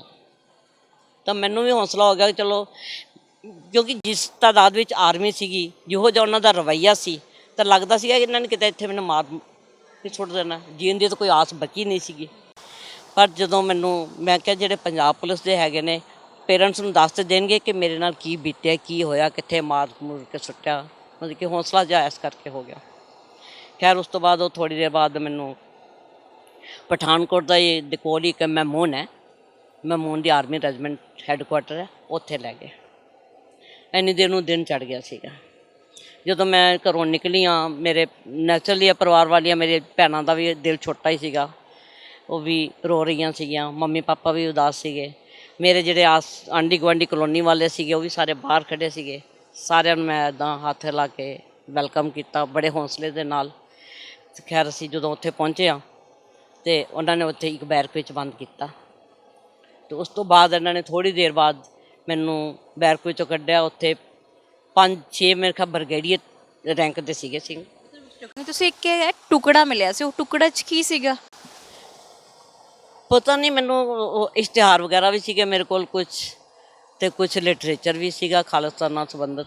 ਮੇ ਵੀ ਹੋ ਸਕਦਾ ਹੈ ਕੁਛ ਉਹਨਾਂ ਨੂੰ ਇੱਦਾਂ ਦੀ ਕੋਈ ਫੋਟੋ ਮਿਲੀ ਹੋਵੇ, ਇੱਦਾਂ ਦੀ ਕੋਈ ਚੀਜ਼ ਮਿਲ ਰਹੀ ਸੀਗੀ ਉਹਨਾਂ ਨੂੰ। ਮੈਨੂੰ ਉਹਨਾਂ ਨੇ ਦਿਖਾਇਆ ਨਹੀਂ ਕਿ ਉਹਨਾਂ ਨੂੰ ਕੀ ਮਿਲਿਆ, ਕਿਉਂਕਿ ਉਸ ਤੋਂ ਬਾਅਦ ਉਹਨਾਂ ਨੇ ਕਾਫੀ ਉਥਲ ਪੁਥਲ ਕੀਤੀ ਸੀਗੀ ਮੇਰੇ ਰੈਕ ਨਾਲ, ਮੇਰੀਆਂ ਬੁੱਕਸ ਨਾਲ। ਉਸ ਤੋਂ ਬਾਅਦ ਜਦੋਂ ਇਹਨਾਂ ਨੇ ਮੈਨੂੰ ਬੁਲਾਇਆ ਅਤੇ 5-6 ਸੀਗੇ ਬਰਗੇਡੀਅਰ ਰੈਂਕ ਦੇ ਬੰਦੇ ਸੀਗੇ, ਕਾਫੀ ਉੱਚੇ ਲੰਮੇ ਜਵਾਨ, ਹੈ ਵੀ ਸਾਰੇ ਸਰਦਾਰ ਸੀਗੇ। ਉਹਨਾਂ ਨੇ ਪਹਿਲਾਂ ਮੈਨੂੰ ਪਿਆਰ ਨਾਲ ਹੀ ਮੇਰੀ ਮਤਲਬ ਕਿ ਮੇਰੇ ਨਾਲ ਗੱਲਬਾਤ ਕੀਤੀ, ਪਾਣੀ ਪੂਣੀ ਪਿਲਾਇਆ, ਅਤੇ ਮੈਨੂੰ ਇਹੀ ਪੁੱਛਦੇ ਰਹੇ ਵੀ ਪਿੰਡਾਂ ਵਾਲਿਆਂ ਦੇ ਬਾਰੇ 'ਚ ਅਤੇ ਸਿੱਖ ਸਟੂਡੈਂਟ ਫੈਡਰੇਸ਼ਨ ਵੀ ਮੇਰੇ ਕਿਹਨਾਂ ਨਾਲ ਲਿੰਕ ਹੈ ਅਤੇ ਕਿਵੇਂ ਹੋਏ। ਖੈਰ ਜੇ ਉਹ ਮੈਂ ਗੋਲ ਮੋਲ ਜਿਹਾ ਉਹਨਾਂ ਨੂੰ ਜਵਾਬ ਦਿੱਤਾ, ਜਵਾਬ ਤਾਂ ਕੋਈ ਨਾ ਕੋਈ ਦੇਣਾ ਸੀਗਾ। ਇਹੋ ਜਿਹਾ ਜਵਾਬ ਦਿੱਤਾ ਕਿ ਜਿਹਦੇ ਨਾਲ ਕੌਮ ਨੂੰ ਪੰਥ ਨੂੰ ਵੀ ਕੋਈ ਨੁਕਸਾਨ ਨਾ ਹੋਵੇ। ਮੈਨੂੰ ਪਤਾ ਸੀਗਾ ਵੀ ਇਹ ਸਿੰਘਾਂ ਜਿਨ੍ਹਾਂ ਦੇ ਮੈਂ ਨਾਂ ਲੈ ਰਹੀ ਹਾਂ ਇਹ ਆਲਰੇਡੀ ਜੇ ਮੈਂ ਫੜੀ ਗਈ ਹਾਂ ਤਾਂ ਉਹ ਵੀ ਅਰੈਸਟ ਹੀ ਹੋਣੇ ਆ। ਉਹਨਾਂ ਨੂੰ ਮੈਂ ਕਿਹਾ ਜੀ ਇਹਨਾਂ ਨਾਲ ਲਿੰਕ ਸੀਗੇ। ਜਿੱਥੇ ਮੈਂ ਸੋਚਦੀ ਸੀਗੀ ਕਿ ਇਹ ਗੱਲ ਦੱਸਣ ਨਾਲ ਪੰਥ ਦੀ ਕੋਈ ਹੇਠੀ ਹੋ ਸਕਦੀ ਹੈ, ਕੋਈ ਸਾਡਾ ਗੁੱਜਾ ਰਾਜ ਇਹਨਾਂ ਦੇ ਸਾਹਮਣੇ, ਉਹ ਮੈਂ ਗੱਲਾਂ ਨਹੀਂ ਕੀਤੀਆਂ ਸੀਗੀਆਂ। ਉਸ ਤੋਂ ਬਾਅਦ ਉਹਨਾਂ ਨੇ 1.5 ਘੰਟੇ ਦੀ ਇੰਟਰਵਿਊ ਤੋਂ ਬਾਅਦ ਉਹਨਾਂ ਨੇ ਮੈਨੂੰ ਵਾਪਸ ਬੈਰਕ ਵਿੱਚ ਭੇਜ ਦਿੱਤਾ। ਅਤੇ ਪਹਿਲਾ ਦਿਨ ਸ਼ਾਮ ਤੱਕ ਮੇਰੇ ਕੋਲ ਲੇਡੀਜ਼ ਫੋਰਸ ਅਵੇਲੇਬਲ ਹੋ ਗਈ। ਬਸ ਉਸ ਤੋਂ ਨੈਕਸਟ ਡੇ ਇਹਨਾਂ ਨੇ ਮੈਨੂੰ ਇੱਕ ਉਹਨਾਂ ਦਾ ਇੰਟੈਰੋਗੇਸ਼ਨ ਕੋਈ ਸੈਂਟਰ ਰੂਮ ਬਣਿਆ ਹੋਣਾ, ਉੱਥੇ ਲਿਜਾਂਦੇ ਸੀਗੇ। ਉੱਥੇ ਲਿਜਾ ਕੇ ਪਹਿਲਾਂ ਤਾਂ ਫਿਜ਼ੀਕਲ ਮਤਲਬ ਕਿ ਗੱਲਾਂ ਬਾਤਾਂ ਨਾਲ ਹੀ ਮੈਂਟਲੀ ਅਪਸੈਟ ਕਰਦੇ ਸੀਗੇ। ਮਤਲਬ ਗੱਲ ਨੂੰ ਇੱਦਾਂ ਤਰੋੜ ਮਰੋੜ ਕੇ ਪੁੱਛਦੇ ਸੀਗੇ ਨਾ ਕਿ ਕਨਫਿਊਜ਼ ਹੋ ਜਾਂਦਾ ਸੀਗਾ, ਇੱਕੋ ਗੱਲ ਨੂੰ ਵਾਰ-ਵਾਰ ਕਿਹੜੇ ਢੰਗ ਨਾਲ ਪੁੱਛਦੇ ਸੀਗੇ। ਪਹਿਲਾਂ ਮੈਂਟਲੀ ਅਪਸੈਟ, ਫਿਰ ਬਾਅਦ ਵਿੱਚ ਜਦੋਂ ਉਹਨੂੰ ਦੇਖਦੇ ਸੀਗੇ ਕੋਈ ਮਤਲਬ ਕਿ ਸਾਨੂੰ ਰਿਜ਼ਲਟ ਨਹੀਂ ਮਿਲ ਰਿਹਾ ਤਾਂ ਫਿਰ ਉਹਨਾਂ ਨੇ ਬੱਟ ਵਗੈਰਾ ਵੀ ਮਾਰਦੇ। ਫਿਰ ਉਹਨਾਂ ਨੇ ਈਵਨ ਕਿ ਇਹਨਾਂ 15 ਦਿਨਾਂ ਦੇ ਰਿਮਾਂਡ ਦੇ ਵਿੱਚ ਮੈਨੂੰ ਕਰੰਟਸ ਵਗੈਰਾ ਵੀ ਲਗਾਏ, ਗੁਪਤ ਅੰਗਾਂ 'ਤੇ ਬਹੁਤ ਕਰੰਟ ਲਗਾਏ, ਬੱਟ ਮਾਰੇ। ਫਿਰ ਜੋ ਉਹਨਾਂ ਨੇ ਮਾਰਕੁੱਟ ਕੀਤੀ ਉਹ ਤਾਂ ਮੈਂ ਬਿਆਨ ਨਹੀਂ ਕਰ ਸਕਦੀ। ਜੋ ਉਹਨਾਂ ਨੇ ਜਿਹੜੀ ਉਹਨਾਂ ਦੀ ਲੈਂਗੁਏਜ ਸੀਗੀ ਉਹ ਬਹੁਤ ਭੱਦੀ ਲੈਂਗੁਏਜ ਸੀਗੀ, ਅਤੇ ਖਾਣਾ ਵੀ ਬਹੁਤ ਗੰਦਾ ਸੀਗਾ। ਮਜਬੂਰੀ ਬਸ ਜੇ ਨਹੀਂ ਸੀ ਖਾਂਦੇ ਤਾਂ ਵੀ ਕੁੱਟ ਪੈਂਦੀ ਸੀ ਅਤੇ ਖਾਣਾ ਪੈਂਦਾ ਸੀ। ਹਾਂ, ਇੰਟੈਰੋਗੇਸ਼ਨ ਦੇ ਦੌਰਾਨ ਗਰਮੀ ਬੜੀ ਸੀਗੀ, ਤੁਹਾਨੂੰ ਪਤਾ ਜੂਨ ਦੇ ਮਹੀਨੇ 'ਚ ਬੜੀ ਗਰਮੀ ਹੁੰਦੀ ਹੈ। ਭੁੱਖ ਤਾਂ ਆਪਾਂ ਟੋਲਰੇਟ ਕਰ ਰਹੇ ਸੀਗੇ, ਪਰ ਪਿਆਸ ਜਿਹੜੀ ਹੈ ਨਾ, ਪਿਆਸ ਜੇ ਪਾਣੀ ਮੰਗਦੇ ਸੀਗੇ ਨਾ, ਪਾਣੀ ਦੇ ਦਿਓ, ਆਪੇ ਪੁੱਛਦੇ ਸੀਗੇ। ਜੇ ਮੰਗਦੇ ਸੀਗੇ ਕਿ ਪਾਣੀ ਦੇ ਦਿਓ ਤਾਂ ਪਾਣੀ ਲਿਆ ਕੇ ਤੇ ਸਾਹਮਣੇ ਬੋਟਲ ਨਾਲ ਰੋੜ ਦਿੰਦੇ ਸੀਗੇ। ਪਿਆਸ ਹੋਰ ਚਮਕਦੀ ਸੀਗੀ ਪਰ ਪੀਣ ਨੂੰ ਨਹੀਂ ਦਿੰਦੇ ਸੀਗੇ। ਇਸ ਤਰ੍ਹਾਂ ਚਲੋ ਕਿਸੇ ਤਰ੍ਹਾਂ ਨਾਲ ਇਹ ਜਿਹੜਾ ਰਿਮਾਂਡ ਹੈ ਪੂਰਾ ਹੋਇਆ 15 ਦਿਨ ਦਾ। ਉਸ ਤੋਂ ਬਾਅਦ ਇਹਨਾਂ ਨੇ ਕੋਰਟ ਵਿੱਚ ਪੇਸ਼ ਕੀਤਾ, ਪਠਾਨਕੋਟ ਦੀ ਅਦਾਲਤ ਵਿੱਚ। ਉੱਥੇ ਫਿਰ ਮੈਨੂੰ ਹੌਸਲਾ ਹੋਇਆ ਅਦਾਲਤ ਵਿੱਚ ਜਦੋਂ ਮੈਂ ਗਈ ਹਾਂ ਕਿ ਮੇਰੇ ਪੇਰੈਂਟਸ ਤੋਂ ਇਲਾਵਾ ਮੇਰੇ ਸ਼ਹਿਰ ਦੇ ਪਤਵੰਤੇ ਸੱਜਣ ਸਾਰੇ ਉੱਥੇ ਪਹੁੰਚੇ ਹੋਏ ਨੇ। ਉਹਨਾਂ ਨੂੰ ਦੇਖ ਕੇ ਮੈਨੂੰ ਬੜੀ ਮੋਟੀਵੇਸ਼ਨ ਜਿਹੀ ਮਿਲੀ ਕਿ ਮੇਰੇ ਪਿੱਛੇ ਕੋਈ ਹੈ। ਉਹਨਾਂ ਨੇ ਉੱਥੇ ਲੰਗਰ ਪ੍ਰਸ਼ਾਦਾ ਵੀ ਛਕਾਇਆ, ਪੁਲਿਸ ਵਾਲਿਆਂ ਨੂੰ ਵੀ ਛਕਾਇਆ। ਅਤੇ ਚਲੋ ਵਕੀਲਾਂ ਦੇ ਵੀ ਪੈਨਲ ਬਣੇ ਹੋਏ ਸੀਗੇ, ਵਕੀਲ ਵੀ 5-6 ਇਕੱਠੇ ਹੋ ਗਏ, ਉਹ ਫ੍ਰੀ ਕੇਸ ਲੜਦੇ ਸੀਗੇ, ਪੈਨਲਸ ਬਣੇ ਹੋਏ ਸੀਗੇ ਸਿੰਘਾਂ ਦੇ। ਚਲੋ ਕਾਫੀ ਮੈਨੂੰ ਉੱਥੋਂ ਮੋਟੀਵੇਸ਼ਨ ਮਿਲੀ। ਮੰਮੀ ਨੇ ਪੁੱਛਿਆ ਕਿ ਇੰਟੈਰੋਗੇਟ ਤਾਂ ਨਹੀਂ ਕੀਤਾ, ਮੈਂ ਕਿਹਾ ਨਹੀਂ, ਪਰ ਮੇਰੀ ਚਾਲ ਢਾਲ ਤੋਂ ਉਹਨਾਂ ਨੂੰ ਪਤਾ ਲੱਗ ਗਿਆ ਸੀਗਾ ਕਿ ਬਹੁਤ ਸੀਗੇ, ਫਿਰ ਕੁੱਟਦੇ ਸੀਗੇ ਜੀ, ਕਿਸੇ ਤਰ੍ਹਾਂ ਦਾ ਲਿਹਾਜ਼ ਨਹੀਂ ਸੀ ਕਰਦੇ, ਥੱਪੜਾਂ ਤੋਂ ਲੈ ਕੇ ਬੱਟਾਂ ਤੋਂ ਲੈ ਕੇ ਹਰ ਤਰ੍ਹਾਂ ਦਾ। ਉਸ ਤੋਂ ਬਾਅਦ ਜਦੋਂ ਅਦਾਲਤ ਵਿੱਚ ਪੇਸ਼ ਹੋਇਆ ਉੱਥੇ ਫਿਰ ਮੈਨੂੰ ਪਤਾ ਲੱਗਾ ਕਿ ਜਲੰਧਰ ਦੀ ਰੇਲਵੇ ਪੁਲਿਸ ਪਹੁੰਚੀ ਹੋਈ ਹੈ ਮੇਰਾ ਰਿਮਾਂਡ ਲੈਣ ਵਾਸਤੇ। ਉਹਨਾਂ ਨੇ 15 ਦਿਨ ਦਾ ਰਿਮਾਂਡ ਮੰਗਿਆ ਸੀਗਾ, ਬਟ ਇੱਧਰੋਂ ਫਿਰ ਮੇਰੇ ਵਕੀਲਾਂ ਨੇ ਬਹਿਸ ਕੀਤੀ, 1 ਹਫ਼ਤੇ ਦਾ ਰਿਮਾਂਡ ਉਹਨਾਂ ਨੂੰ ਉੱਥੇ ਮਿਲਿਆ। ਉਸ ਤੋਂ ਬਾਅਦ ਮੈਨੂੰ ਲੈ ਗਏ ਜਲੰਧਰ ਰੇਲਵੇ ਪੁਲਿਸ ਸਟੇਸ਼ਨ। ਉੱਥੇ ਵੀ ਲੇਡੀਜ਼ ਫੋਰਸ ਨਾਲ ਹੀ ਸੀਗੀ, ਮੇਰੀ ਇੱਥੋਂ ਵਾਲੀ ਵੀ ਨਾਲ ਗਈ ਸੀ। ਉੱਥੇ ਉਹਨਾਂ ਨੇ ਜਿਹੜਾ ਕੋਈ ਡਿਪਟੀ ਸੁਪਰਡੈਂਟ ਦਾ ਕਮਰਾ ਹੋਏਗਾ ਉੱਥੇ ਹੀ ਮਤਲਬ ਕਿ ਬੰਦ ਕਰਦੇ ਸੀਗੇ। ਲੇਡੀਜ਼ ਫੋਰਸ ਦੀਆਂ ਜਿਹੜੀਆਂ ਲੇਡੀ ਸੀਗੀਆਂ ਉਹ ਵੀ ਮੇਰੇ ਨਾਲ ਹੀ ਲੌਕਅਪ ਹੁੰਦੀਆਂ ਸੀਗੀਆਂ, ਅਤੇ ਦਿਨੇ ਨਹਾਉਣ ਵਾਸਤੇ ਸਾਨੂੰ ਰੇਲਵੇ ਸਟੇਸ਼ਨ 'ਤੇ ਜਾਣਾ ਪੈਂਦਾ ਸੀਗਾ। ਉਸ ਤੋਂ ਬਾਅਦ ਉੱਥੇ ਵੀ ਜਦੋਂ ਆਰਮੀ ਸੈਂਟਰ ਉਹ ਕਾਫੀ ਦੂਰ ਸੀਗਾ, ਤਾਂ ਉੱਥੇ ਵੀ ਬਸ ਇਹੀ ਸਵਾਲ ਉਹੀ ਪੁਰਾਣੇ ਬੋਰ ਹੋ ਗਏ। ਫਿਰ ਮੈਨੂੰ ਗੁੱਸਾ ਉਦੋਂ ਚੜ੍ਹਦਾ ਹੁੰਦਾ ਸੀਗਾ ਜਦੋਂ ਭਿੰਡਰਾਂ ਵਾਲਿਆਂ ਨੂੰ ਉਹਨਾਂ ਭਿੰਡਰੀ ਕਹਿ ਕੇ ਬੋਲਦੇ ਸੀਗੇ, ਭਿੰਡਰੀ। ਫਿਰ ਇੱਕ ਦਿਨ ਮੈਨੂੰ ਬੜਾ ਗੁੱਸਾ ਆਇਆ, ਅਤੇ ਨਾਲ ਹੀ ਉਹਨਾਂ ਨੇ ਪੁੱਛਣਾ ਕਿ ਭਿੰਡਰਾਂ ਵਾਲੇ ਬੰਬ ਤਿਆਰ ਕਰਦੇ ਸੀ, ਇਹ ਸ਼ਸਤਰ ਕਿੱਥੋਂ ਲਿਆਉਂਦੇ ਸੀ, ਹਥਿਆਰ ਕਿੱਥੋਂ ਸਪਲਾਈ ਹੁੰਦੇ ਸੀਗੇ, ਤੁਸੀਂ ਕਿੱਥੋਂ ਟ੍ਰੇਨਿੰਗ ਲਈ, ਇੱਦਾਂ ਦੇ ਸਵਾਲ ਪੁੱਛਦੇ ਸੀਗੇ। ਅਤੇ ਉਸ ਦਿਨ ਫਿਰ ਮੈਂ ਸੋਚ ਲਿਆ ਕਿ ਹੁਣ ਇਹਨਾਂ ਦੀ ਲੈਂਗੁਏਜ ਵਿੱਚ ਹੀ ਇਹਨਾਂ ਨੂੰ ਜਵਾਬ ਦਊਂਗੀ ਆਪਣੇ ਨਾਲ ਹੀ। ਜਦੋਂ ਉਹਨਾਂ ਨੇ ਪਹਿਲਾਂ ਹੀ ਮੈਨੂੰ ਪੁੱਛਿਆ ਭਿੰਡਰੀ ਕਿਆ कहता था, ਭਿੰਡਰੀ ਤੋਂ ਮਰ ਗਿਆ। ਮੈਂ ਫਿਰ ਉਹਨਾਂ ਨੂੰ ਕਿਹਾ, ਮੈਂ ਕਿਹਾ ਸਰ ਮੈਂ ਸੰਤ ਜਰਨੈਲ ਸਿੰਘ ਜੀ ਖਾਲਸਾ ਭਿੰਡਰਾਂ ਵਾਲਿਆਂ ਨੂੰ ਜਾਣਦੀ ਹਾਂ, ਬਟ ਭਿੰਡਰੀ ਨੂੰ ਨਹੀਂ ਜਾਣਦੀ। ਅਤੇ ਸੰਤ ਜਰਨੈਲ ਸਿੰਘ ਜੀ ਖਾਲਸਾ ਜਿਹੜੇ ਇਹ ਬੰਬ ਤਿਆਰ ਕਰਦੇ ਸੀਗੇ ਉਹਨਾਂ ਵਿੱਚੋਂ ਇੱਕ ਬੰਬ ਤੁਹਾਡੇ ਸਾਹਮਣੇ ਹੈ। ਉਹ ਸਾਰੇ ਇੱਧਰ ਉੱਧਰ ਦੇਖਣ ਲੱਗ ਗਏ ਕਿ ਸਾਹਮਣੇ ਕਿਹੜਾ ਬੰਬ ਹੈ। ਫਿਰ ਜਦੋਂ ਉਹਨਾਂ ਦੀ ਕਨਫਿਊਜ਼ਨ ਨੂੰ ਦੇਖਦੇ ਫਿਰ ਮੈਂ ਕਿਹਾ ਮੈਂ ਖੁਦ ਵੀ ਇੱਕ ਬੰਬ ਆ ਉਹਨਾਂ ਵੱਲੋਂ ਤਿਆਰ ਕੀਤਾ ਹੋਇਆ। ਫਿਰ ਕਟਾਪਾ ਤਾਂ ਬੜਾ ਚੜਿਆ। ਖੈਰ ਮੈਂ ਆਪਣੇ ਮਨ ਦੀ ਗੱਲ ਜਿਹੜੀ ਹੈ ਸਪਸ਼ਟ ਕਰ ਦਿੱਤੀ। ਔਰ ਉਹ ਵੀ ਕਹਿੰਦੇ ਸੀਗੇ ਕਿ ਯਾਰ ਕਮਾਲ ਦੀ ਗੱਲ ਹੈ, ਇੰਨਾ ਟੌਰਚਰ ਕਰਦੇ ਆ। ਇਹਨਾਂ 'ਤੇ ਸਿਹਤ 'ਤੇ ਕੋਈ ਅਸਰ ਹੀ ਨਹੀਂ ਹੁੰਦਾ। ਤੇ ਮੈਂ ਕਿਹਾ ਜੀ ਅਸੀਂ ਗੁਰੂ ਗੋਬਿੰਦ ਸਿੰਘ ਜੀ ਦੇ ਖੰਡੇ ਬਾਟੇ ਦਾ ਅੰਮ੍ਰਿਤ ਛਕਿਆ। ਹਾਂ, ਇੱਥੋਂ ਹੀ ਮੈਨੂੰ ਯਾਦ ਆਈ ਕਿ ਜਦੋਂ ਮੈਨੂੰ ਹੁਸ਼ਿਆਰਪੁਰ ਜੇਲ੍ਹ ਲੈ ਕੇ ਜਾਂਦੇ ਆ ਤੇ ਆਪਣਾ ਜਲੰਧਰ ਰੇਲਵੇ ਪੁਲਿਸ 'ਚ ਦਾ ਜਦੋਂ ਰਿਮਾਂਡ ਪੂਰਾ ਹੋ ਜਾਂਦਾ ਤਾਂ ਫਸਟ ਟਾਈਮ ਮੈਨੂੰ ਹੁਸ਼ਿਆਰਪੁਰ ਲੈ ਕੇ ਜਾਂਦੇ ਆ। ਤਾਂ ਮੈਂ ਲੇਡੀਜ਼ ਫੋਰਸ ਨੂੰ ਕਹਿ ਰਹੀ ਸੀਗੀ, ਮੈਂ ਕਿਹਾ ਪਠਾਨਕੋਟ ਮੇਰਾ ਆਪਣਾ ਸ਼ਹਿਰ ਸੀਗਾ ਜੀ, ਸਾਰੇ ਹੀ ਸ਼ਹਿਰ ਦੇ ਪਤਵੰਤੇ ਸੱਜਣ ਪਹੁੰਚੇ ਸੀ ਅਤੇ ਹੁਸ਼ਿਆਰਪੁਰ ਤਾਂ ਮੈਨੂੰ ਕੋਈ ਜਾਣਦਾ ਹੀ ਨਹੀਂ ਹੈ। ਅਤੇ ਮੈਂ ਇਕੱਲੀ ਤਰੀਕ ਭੁਗਤ ਕੇ ਆ ਜਾਊਂਗੀ, ਕੋਈ ਮੇਰੇ ਨਾਲ ਨਹੀਂ ਹੋਏਗਾ, ਇੱਦਾਂ ਦੀਆਂ ਗੱਲਾਂ ਉਹਨਾਂ। ਬਟ ਮੇਰੀ ਹੈਰਾਨੀ ਦੀ ਹੱਦ ਹੀ ਨਾ ਰਹੀ ਜਦੋਂ ਅਸੀਂ ਇੱਥੇ ਅਦਾਲਤ ਵਿੱਚ ਪਹੁੰਚੇ ਹਾਂ, ਅਜੇ ਗੱਡੀ 'ਚ ਉਤਰੀ ਹੋਈ ਹਾਂ, ਬਹੁਤ ਸਾਰੇ ਸਿੰਘ, ਸਿੱਖ ਜਥੇਬੰਦੀਆਂ, ਵਕੀਲ ਮੇਰੇ ਗੱਡੀ 'ਚ ਉਤਰਨ ਤੋਂ ਪਹਿਲਾਂ ਹੀ ਸਾਡੇ ਦੁਆਲੇ ਇਕੱਠੇ ਹੋ ਗਏ। ਤਾਂ ਲੇਡੀਜ਼ ਫੋਰਸ ਮੈਨੂੰ ਕਹਿਣ ਲੱਗੇ, ਕਹਿੰਦੀਆਂ ਉਹ ਮੈਡਮ ਤੁਸੀਂ ਤਾਂ ਕਹਿੰਦੇ ਸੀਗੇ ਕਿ ਮੈਨੂੰ ਹੁਸ਼ਿਆਰਪੁਰ 'ਚ ਕੋਈ ਜਾਣਦਾ ਹੀ ਨਹੀਂ ਹੈ, ਇੱਥੇ ਤਾਂ ਸਾਰੇ ਤੁਹਾਡੇ ਨਾਲ ਖੜ੍ਹੇ ਆ।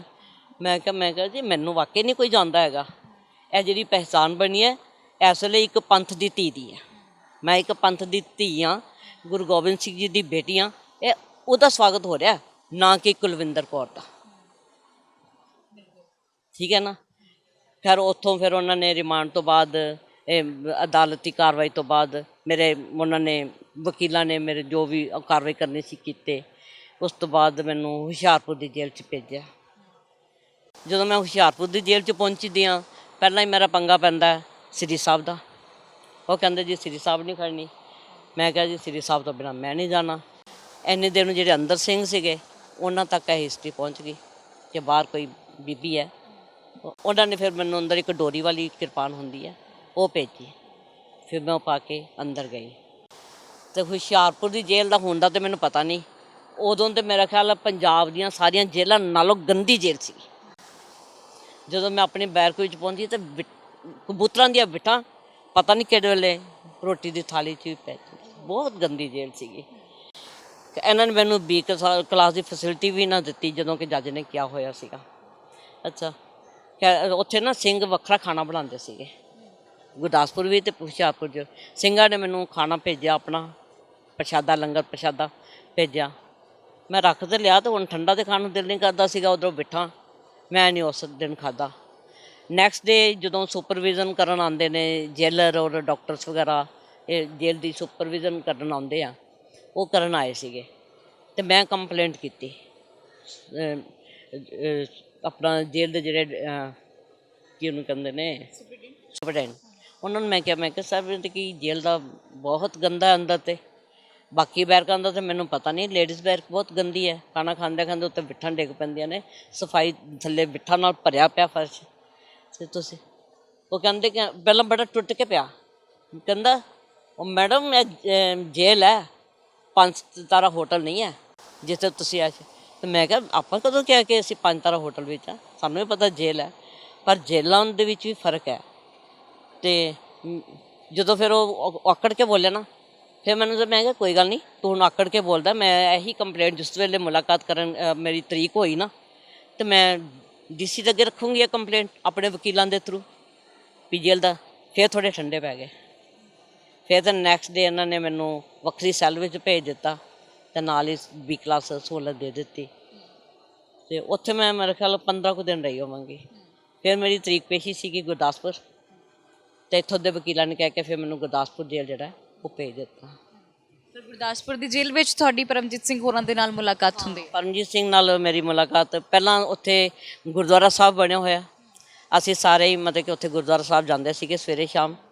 ਆਮ ਲੇਡੀਜ਼ ਨੂੰ ਉੱਥੇ ਜਾਣ ਦੀ ਇਜਾਜ਼ਤ ਨਹੀਂ ਸੀ, ਬਟ ਅਸੀਂ ਪੋਲੀਟੀਕਲ ਸੀਗੀਆਂ, ਨਾਲੇ ਥੋੜ੍ਹਾ ਮੂਵਮੈਂਟ ਨਾਲ ਰਿਲੇਟਡ ਸੀਗੇ, ਸਾਨੂੰ ਉੱਥੇ ਪਰਮਿਸ਼ਨ ਸੀਗੀ ਗੁਰਦੁਆਰਾ ਸਾਹਿਬ ਜਾਣ ਦੀ। ਅਤੇ ਮੁਲਾਕਾਤ ਰੂਮ ਦੇ ਵਿੱਚ ਵੀ ਅਸੀਂ ਸਾਰੇ ਮਤਲਬ ਕਿ ਸਿੰਘ ਵੀਰ ਇਕੱਠੇ ਹੁੰਦੇ ਸੀਗੇ, ਇਕੱਠੇ ਹੀ ਮੁਲਾਕਾਤ ਕਰਦੇ ਸੀ ਉੱਥੇ। ਅਤੇ ਇੱਕ ਰੋਜ਼ ਮੈਂ ਜਦੋਂ ਦੇਖਿਆ ਕਿ ਇੱਕ ਮਾਤਾ ਜੀ ਬੜਾ ਇੱਕ ਗੁੱਠੇ ਜਿਹੇ ਲੱਗ ਕੇ ਅਤੇ ਬੜਾ ਰੋ ਰਹੇ ਸੀਗੇ, ਅੱਖਾਂ 'ਚੋਂ ਪਾਣੀ ਆ ਰਿਹਾ ਸੀਗਾ, ਬਟ ਦਬਾ ਰਹੇ ਸੀਗੇ। ਅਤੇ ਮੈਂ ਮਹਿਸੂਸ ਕੀਤਾ ਕਿ ਬਹੁਤ ਜ਼ਿਆਦਾ ਇਹਨਾਂ ਨੂੰ ਕੋਈ ਸਦਮਾ ਪਹੁੰਚਿਆ ਹੋਇਆ, ਕੋਈ ਦੁਖੀ ਹੈ। ਮੈਂ ਤਾਂ ਵੈਸੇ ਹੀ ਹਮਦਰਦੀ ਨਾਲ ਇਹਨਾਂ ਦੇ ਕੋਲ ਚਲੇ ਗਈ, ਕਿਉਂਕਿ ਦੇਖ ਕੇ ਜਰਿਆ ਨਹੀਂ ਜਾਂਦਾ ਸੀ। ਅਤੇ ਮੈਂ ਜਦੋਂ ਉਹਨਾਂ ਨੂੰ ਕੋਲ ਜਾ ਕੇ ਪੁੱਛਿਆ ਕਿ ਮਾਤਾ ਕੀ ਹਾਲ ਹੈ, ਤੁਸੀਂ ਬੀਜੀ ਰੋਂਦੇ ਕਿਉਂ ਪਏ ਹੋ, ਇੱਦਾਂ ਮੂਡ ਆਫ ਕਿਉਂ ਹੈ? ਪਹਿਲਾਂ ਉਹਨਾਂ ਨੇ ਮੈਨੂੰ ਕੁਛ ਵੀ ਦੱਸਣ ਤੋਂ ਇਨਕਾਰ ਕਰ ਦਿੱਤਾ, ਅਤੇ ਮੇਰਾ ਬਹੁਤ ਜ਼ੋਰ ਦੇਣ 'ਤੇ ਫਿਰ ਉਹਨਾਂ ਨੇ ਦੱਸਿਆ ਕਿ ਇੱਦਾਂ ਦਾ ਮੇਰਾ ਪੁੱਤਰ ਹੈ ਪਰਮਜੀਤ, ਉਹ ਪੰਮਾ ਅੰਦਰ ਉਹ ਵੀ ਹਵਾ ਲਾਤੀ ਹੈ। ਉਹਦੇ ਪਹਿਲਾਂ ਵੀ ਜ਼ਾਲਮਾਂ ਨੇ ਬੜੇ ਰਿਮਾਂਡ ਲਏ ਨੇ, ਕੱਖ ਨਹੀਂ ਛੱਡਿਆ ਸਰੀਰ ਦਾ। ਹੁਣ ਫਿਰ ਉਹਨੂੰ ਪਰਸੋਂ ਰੋਜ਼ ਨੂੰ ਖੜਨਾ ਵਾ ਸੰਗਰੂਰ ਲੱਦਾ ਕੋਠੇ, ਉੱਥੇ ਵੀ ਬੜਾ ਰਿਮਾਂਡ ਲੈਣਾ। ਅਤੇ ਮੈਂ ਪੁੱਤ ਇਸ ਕਰਕੇ ਦੁਖੀ ਹਾਂ। ਅਤੇ ਫਿਰ ਮੈਂ ਉਹਨਾਂ ਨੂੰ ਸਮਝਾਇਆ, ਮੈਂ ਕਿਹਾ ਦੇਖੋ ਬੀਜੀ ਵੀ ਰੋਣ ਦਾ ਤਾਂ ਕੋਈ ਫਾਇਦਾ ਨਹੀਂ ਹੈ। ਜੇਕਰ ਤਾਂ ਸਾਡੇ ਰੋਣ ਦੇ ਨਾਲ ਰਿਮਾਂਡ ਪੁਲਿਸ ਨਹੀਂ ਲਊਗੀ ਤਾਂ ਮੈਂ ਵੀ ਤੁਹਾਡੇ ਨਾਲ ਰੋਣਾ ਸ਼ੁਰੂ ਕਰ ਦਿੰਦੀ ਹਾਂ। ਅਤੇ ਜਦੋਂ ਪੁਲਿਸ ਨੇ ਰਿਮਾਂਡ ਲੈਣਾ ਹੀ ਲੈਣਾ ਹੈਗਾ, ਫਿਰ ਰੋਣ ਦਾ ਕੀ ਫਾਇਦਾ। ਉਹੀ ਤੁਸੀਂ ਉਸ ਪਰਮਾਤਮਾ ਅੱਗੇ ਅਰਦਾਸ ਕਰੋ ਕਿ ਵਾਹਿਗੁਰੂ ਤੁਹਾਡੇ ਪੁੱਤਰ ਨੂੰ ਇੰਨਾ ਬਲ ਬਖਸ਼ੇ ਕਿ ਉਹ ਹਰ ਪਰਿਸਥਿਤੀਆਂ ਦੇ ਵਿੱਚ, ਹਰ ਹਾਲਾਤਾਂ ਦੇ ਵਿੱਚ ਚੜ੍ਹਦੀ ਕਲਾ ਵਿੱਚ ਰਹੇ, ਕੌਮ ਦਾ ਨਾਂ ਉੱਚਾ ਕਰੇ, ਨਾ ਕਿ ਕੌਮ ਨੂੰ ਕੋਈ ਆਂਚ ਆਵੇ। ਅਤੇ ਉਹਨਾਂ ਨੂੰ ਆਪਣੇ ਸਿੱਖ ਇਤਿਹਾਸ ਬਾਰੇ ਦੱਸਿਆ ਕਿ ਕਿਸ ਤਰ੍ਹਾਂ ਬੀਬੀਆਂ ਨੇ ਜਿੱਥੇ ਜੰਗੇ ਮੈਦਾਨ ਵਿੱਚ ਮਤਲਬ ਕਿ ਬਹਾਦਰੀਆਂ ਦਿਖਾਈਆਂ ਨੇ, ਉੱਥੇ ਜੇਲ੍ਹਾਂ ਦੇ ਵਿੱਚ ਪੀਸੇ ਨੇ, ਚੱਪਾ ਚੱਪਾ ਖੰਨਾ ਰੋਟੀ 'ਤੇ ਗੁਜ਼ਾਰੇ ਕੀਤੇ ਨੇ। ਫਿਰ ਬੱਚਿਆਂ ਦੇ ਟੋਟੇ ਕਰਵਾ ਕੇ ਹਾਰ ਗਲਾਂ 'ਚ ਪਵਾਏ ਨੇ। ਅਸੀਂ ਰੋਜ਼ ਅਰਦਾਸ ਕਰਦੇ ਹਾਂ ਇਸ ਗੱਲ ਦੀ। ਅਤੇ ਭਾਵੁਕ ਹੋ ਕੇ ਪਤਾ ਨਹੀਂ ਹੋਰ ਵੀ ਲੰਬਾ ਚੌੜਾ ਉਹਨਾਂ ਨੂੰ ਲੈਕਚਰ ਦਿੱਤਾ, ਜਿਸ ਨਾਲ ਉਹ ਥੋੜ੍ਹਾ ਜਿਹਾ ਸ਼ਾਂਤ ਹੋਏ। ਫਿਰ ਜਦੋਂ ਉਹਨਾਂ ਨੂੰ ਮੈਨੂੰ ਪਤਾ ਲੱਗਾ ਕਿ ਮੈਂ ਵੀ ਜੇਲ੍ਹ ਵਿੱਚ ਹੀ ਰਹਿ ਰਹੀ ਹਾਂ ਆਪਣੇ ਭਰਾਵਾਂ ਦੇ ਨਾਲ, ਤਾਂ ਮੈਨੂੰ ਉਹਨਾਂ ਨੇ ਕੁੱਟ ਕੇ ਗਲਵੱਕੜੀ ਵਿੱਚ ਲਿਆ।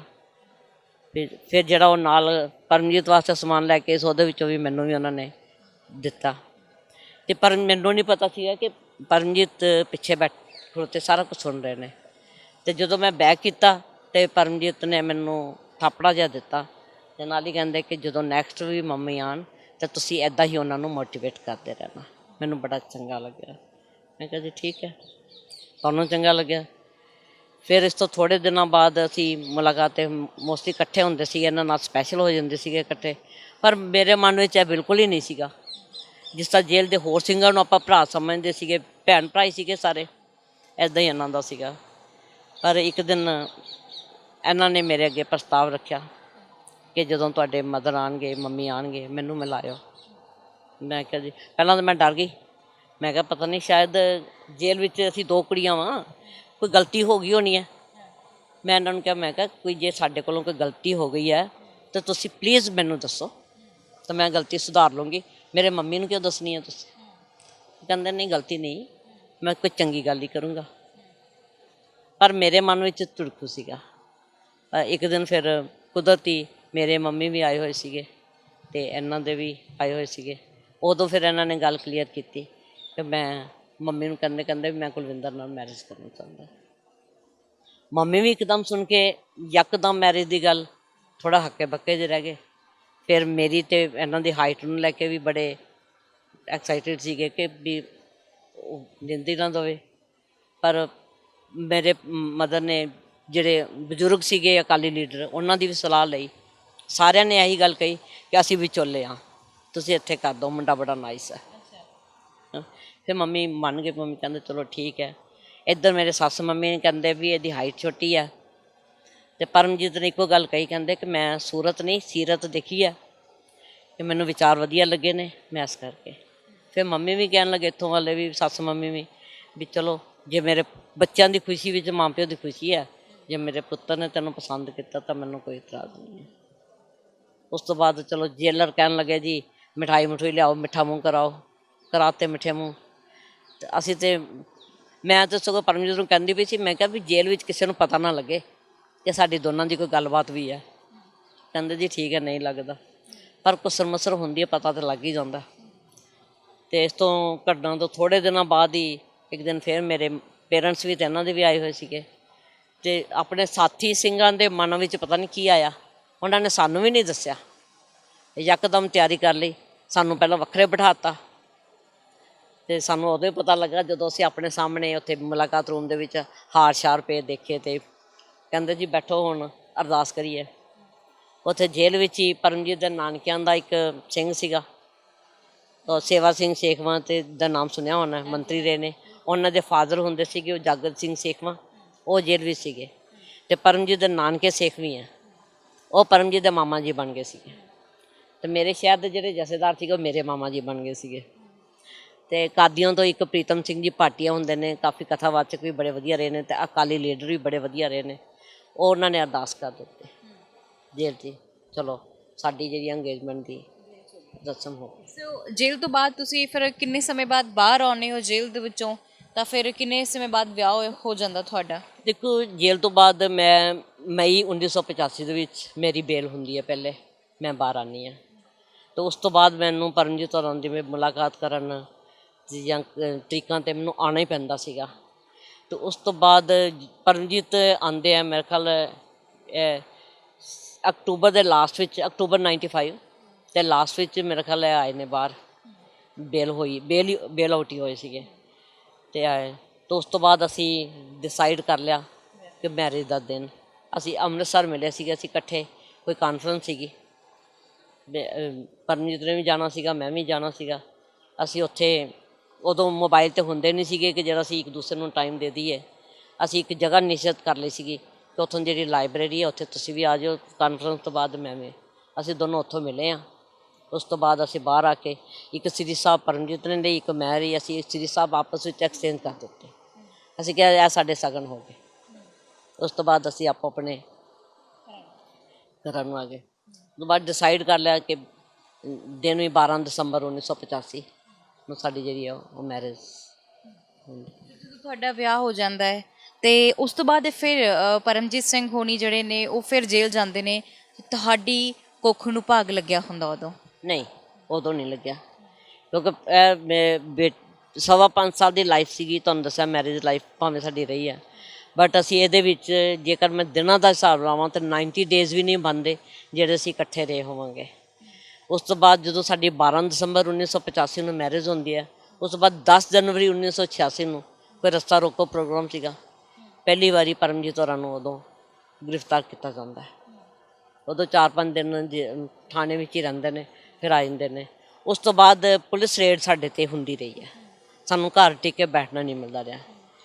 ਕਈ ਵਾਰੀ ਪਰਮਜੀਤ ਹੋਰਾਂ ਨੂੰ ਰਸਤੇ 'ਤੇ ਵੀ ਫੜ ਲੈਂਦੀ ਸੀਗੀ ਪੁਲਿਸ, ਕਈ 1-2 ਵਾਰੀ ਘਰੋਂ ਵੀ ਫੜਿਆ। ਅਤੇ ਇੱਦਾਂ ਫਿਰ ਕੋਈ ਨਾ ਕੋਈ ਜਿੱਦਾਂ ਘਰੋਂ ਫੜਿਆ ਵਾ, ਇਹਨਾਂ ਨੇ 10-12 ਦਿਨ ਬਾਅਦ ਦਾ ਰਿਮਾਂਡ ਲੈ ਕੇ ਬਾਅਦ ਦੀ ਸ਼ੋਅ ਕਰ ਦੇਣੀ ਹੈ ਕਿ ਅਸੀਂ ਇੱਥੋਂ ਜੀ ਫਲਾਣੀ ਜਗ੍ਹਾ ਨਾਕੇ ਤੋਂ ਫੜਿਆ, ਫੜਦੇ ਘਰੋਂ ਸੀਗੇ, ਕਰ ਦੇਣਾ ਸ਼ੋਅ ਕਿ ਨਾਕੇ ਤੋਂ ਫੜਿਆ। ਅਤੇ ਹੋਰ ਵੀ ਕਈ ਵਾਰੀ ਬਾਹਰੋਂ ਵੀ ਫੜੇ ਜਾਂਦੇ ਸੀ, ਤਦ ਵੀ ਹੈ 8-10 ਦਿਨਾਂ ਬਾਅਦ ਸ਼ੋਅ ਕਰਦੇ ਸੀਗੇ। ਬਟ ਜਦੋਂ ਸਾਨੂੰ ਮਿਲਦੀ ਸੀਗੀ ਇਨਫੋਰਮੇਸ਼ਨ ਵੀ ਪਰਮਜੀਤ ਫੜਿਆ ਗਿਆ, ਅਤੇ ਮੈਨੂੰ ਵਕੀਲਾਂ ਦੀ ਸਲਾਹ 'ਤੇ ਮੈਂ ਉਸੇ ਵੇਲੇ ਹੀ ਇੱਕ SSP ਨੂੰ, DC ਨੂੰ, ਗਵਰਨਰ ਨੂੰ, ਪ੍ਰੈਜ਼ੀਡੈਂਟ ਨੂੰ, ਸਾਰਿਆਂ ਨੂੰ ਦਰਖਾਸਤ ਦੇ ਦਿੰਦੀ ਸੀਗੀ, ਟੈਲੀਗ੍ਰਾਮ ਰਾਹੀਂ ਇਨਫੋਰਮ ਕਰ ਦਿੰਦੀ ਸੀ, ਤਾਂ ਕਿ ਜਦੋਂ ਇਹ ਗ੍ਰਿਫਤਾਰੀ ਹੋਰ ਤਰੀਕੇ ਨਾਲ ਪਾਉਂਦੇ ਨੇ, ਉਹ ਸਾਡੇ ਕੇਸ ਵਿੱਚ ਇੱਕ ਪ੍ਰੂਫ ਹੁੰਦਾ ਸੀਗਾ ਕਿ ਗ੍ਰਿਫਤਾਰੀ ਇਸ ਦਿਨ ਦੀ ਹੋਈ ਹੈ। ਅਤੇ ਉਸ ਤੋਂ ਬਾਅਦ ਤੁਹਾਨੂੰ ਜਿਵੇਂ ਦੱਸਿਆ ਕਿ ਪਰਮਜੀਤ ਕਦੀ ਜੇਲ੍ਹਾਂ ਵਿੱਚ, ਕਦੀ ਪਕੌੜੇ ਰਹੇ ਹਾਂ। ਜੇਲ੍ਹ ਵਿੱਚ ਵੀ ਜਦੋਂ ਹੁੰਦੇ ਸੀਗੇ ਉਦੋਂ ਵੀ ਸਾਨੂੰ ਗੱਲਬਾਤ ਕਰਨ ਦਾ ਮੌਕਾ ਵੀ ਘੱਟ ਹੀ ਮਿਲਦਾ ਸੀਗਾ, ਕਿਉਂਕਿ ਪਬਲਿਕ ਰਸ਼ ਬੜਾ ਹੁੰਦਾ ਸੀਗਾ। ਅਤੇ ਜਦੋਂ ਕਦੀ ਸਾਨੂੰ ਪਰਮਜੀਤ ਬਾਹਰ ਹੁੰਦੇ ਸੀਗੇ ਅਤੇ ਮੈਨੂੰ ਯਾਦ ਆ ਹੁਣ ਵੀ, ਲੋਕਾਂ ਦੀਆਂ ਬੱਬੀਆਂ 'ਤੇ ਭਾਵੇਂ ਧੁੱਪ ਹੁੰਦੀ ਸੀ, ਸੌਣ ਭਾਦਰੇ ਦੇ ਚਮਾਸੇ ਹੁੰਦੇ ਸੀ, ਅਤੇ ਭਾਵੇਂ ਪੋਹ ਮਾਘ ਦੀਆਂ ਠੰਡੀਆਂ ਰਾਤਾਂ ਹੁੰਦੀਆਂ ਸੀ, ਅਸੀਂ ਤਾਂ ਲੋਕਾਂ ਦੀਆਂ ਬੰਬੀਆਂ ਦੇ ਥੱਲੇ ਪਰਾਲੀ ਵਿਛਾ ਕੇ ਇੱਦਾਂ ਹੀ ਸੌਂਦੇ ਸੀਗੇ, ਗੁਜ਼ਾਰਾ ਕਰਦੇ ਸੀਗੇ। ਇੱਕ ਕਦੀ ਰਾਤ ਬਿਤਾਉਣੀ ਪੈਂਦੀ ਸੀ, ਅਤੇ ਬਾਹਰ ਮੁੰਡੇ ਜਿਹੜੇ 2-3 ਹੁੰਦੇ ਸੀਗੇ ਉਹ ਰਾਖੀ ਕਰਦੇ ਹੁੰਦੇ ਸੀਗੇ ਸਾਡੀ। ਅਤੇ ਇਸ ਤਰ੍ਹਾਂ ਬੜੀਆਂ ਮੁਸ਼ਕਿਲ ਦੇ ਨਾਲ ਜਿਹੜੀਆਂ ਨੇ ਰਾਤਾਂ ਕੱਟੀਆਂ ਪਰਮਜੀਤ ਹੋਰਾਂ ਨੇ। ਉਸ ਤੋਂ ਬਾਅਦ ਵੀ ਚਲੋ ਇਹਨਾਂ ਨੇ 1-2 ਕੀਤਾ ਸੀਗਾ, ਰਮਦਾਸ ਚੌਂਕੀ 'ਤੇ ਹਮਲਾ ਹੋਇਆ ਸੀਗਾ, ਉਹਦੇ ਵਿੱਚ ਫਿਰ ਪਰਮਜੀਤ ਦੀ ਪਾਰਟੀਸਪੇਸ਼ਨ ਰਹੀ ਹੈ। ਉਹਦੇ ਵਿੱਚ ਇਹਨਾਂ ਨੇ ਉਸ ਹਮਲੇ ਦੇ ਵਿੱਚ ਵੀ ਇੱਕ ਮਾਰਿਆ ਗਿਆ ਸੀਗਾ ਪੰਜਾਬ ਪੁਲਿਸ ਦਾ ਬੰਦਾ, ਇੱਕ CRP ਦਾ, ਅਤੇ ਖੈਰ ਕਿਸੇ ਤਰ੍ਹਾਂ ਨਾਲ ਬਚ ਕੇ ਆ ਜਾਂਦੇ ਰਹੇ ਨੇ। ਹੋਰ ਵੀ ਕਾਫੀ ਵਾਰਦਾਤਾਂ ਹੁੰਦੀਆਂ ਨੇ ਜਿਹਦੇ ਵਿੱਚ ਪਰਮਜੀਤ ਹੋਰਾਂ ਨੂੰ ਇਨਵੋਲਵ ਜਿਹੜਾ ਕੀਤਾ ਜਾਂਦਾ ਹੈ। ਇਹ ਵੀ ਦੱਸੋ ਕਿ ਪਰਮਜੀਤ ਸਿੰਘ ਹੁਣੀ ਪਹਿਲਾਂ ਪੁਲਿਸ ਵਿੱਚ ਵੀ ਰਹਿੰਦੇ ਨੇ, ਤਾਂ ਫਿਰ ਪੁਲਿਸ ਦੀ ਨੌਕਰੀ ਕਿਉਂ ਛੱਡ ਦਿੰਦੇ ਨੇ? ਦੇਖੋ ਬਿਫੋਰ ਮੈਰਿਜ ਪਰਮਜੀਤ ਨੇ ਮੇਰੇ ਖਿਆਲ 82 ਦੇ ਵਿੱਚ ਘਰ ਦੇ ਹੀ ਦੱਸਦੇ ਨੇ ਮੈਨੂੰ ਵੀ ਇਹਨਾਂ ਨੇ ਪੁਲਿਸ ਦੀ ਜਿਹੜੀ ਹੈ ਜੋਬ ਸਟਾਰਟ ਕੀਤੀ ਸੀਗੀ। ਉਹ ਤਾਂ ਮੇਰੇ ਕੋਲ ਵੀ ਸਬੂਤ ਹੈਗਾ ਵੀ ਪੁਲਿਸ ਵਿੱਚ ਰਹੇ ਨੇ। ਔਰ 84 ਦੇ ਵਿੱਚ ਜਦੋਂ ਅਟੈਕ ਹੁੰਦਾ, ਉਹ ਅਟੈਕ ਦੇ ਰੋਸ ਵਜੋਂ ਦਰਬਾਰ ਸਾਹਿਬ 'ਤੇ ਅਟੈਕ ਹੁੰਦਾ, ਸਾਡੇ ਪਵਿੱਤਰ ਅਸਥਾਨ 'ਤੇ ਅਟੈਕ ਹੁੰਦਾ। ਕੋਈ ਵੀ ਮਤਲਬ ਕਿ ਜਿਹੜਾ ਸਿੰਘ ਜਿਹੜਾ ਵੀ ਗੁਰੂ ਨਾਨਕ ਨਾਮ ਲੇਵਾ ਵਾ, ਜਿਹਦੇ ਅੰਦਰ ਜਰਾ ਵੀ ਸਿੱਖੀ ਦਾ ਪੰਥ ਦਾ ਦਰਦ ਹੈ, ਉਹ ਬਰਦਾਸ਼ਤ ਨਹੀਂ ਕਰ ਸਕਦਾ ਸੀ। ਤੇ ਪਰਮਜੀਤ ਦੇ ਮਨ ਵਿੱਚ ਵੀ ਉਦੋਂ ਇਹੀ ਰੋਜ਼ ਜਾਗਿਆ ਔਰ ਇਹਨਾਂ ਨੇ ਰੋਸ ਵਜੋਂ ਨੌਕਰੀ ਛੱਡ ਕੇ ਆ ਗਏ ਸੀਗੇ। ਫਿਰ ਚੜ੍ਹਾਈ ਕਦੋਂ ਕਰ ਜਾਂਦੇ ਨੇ?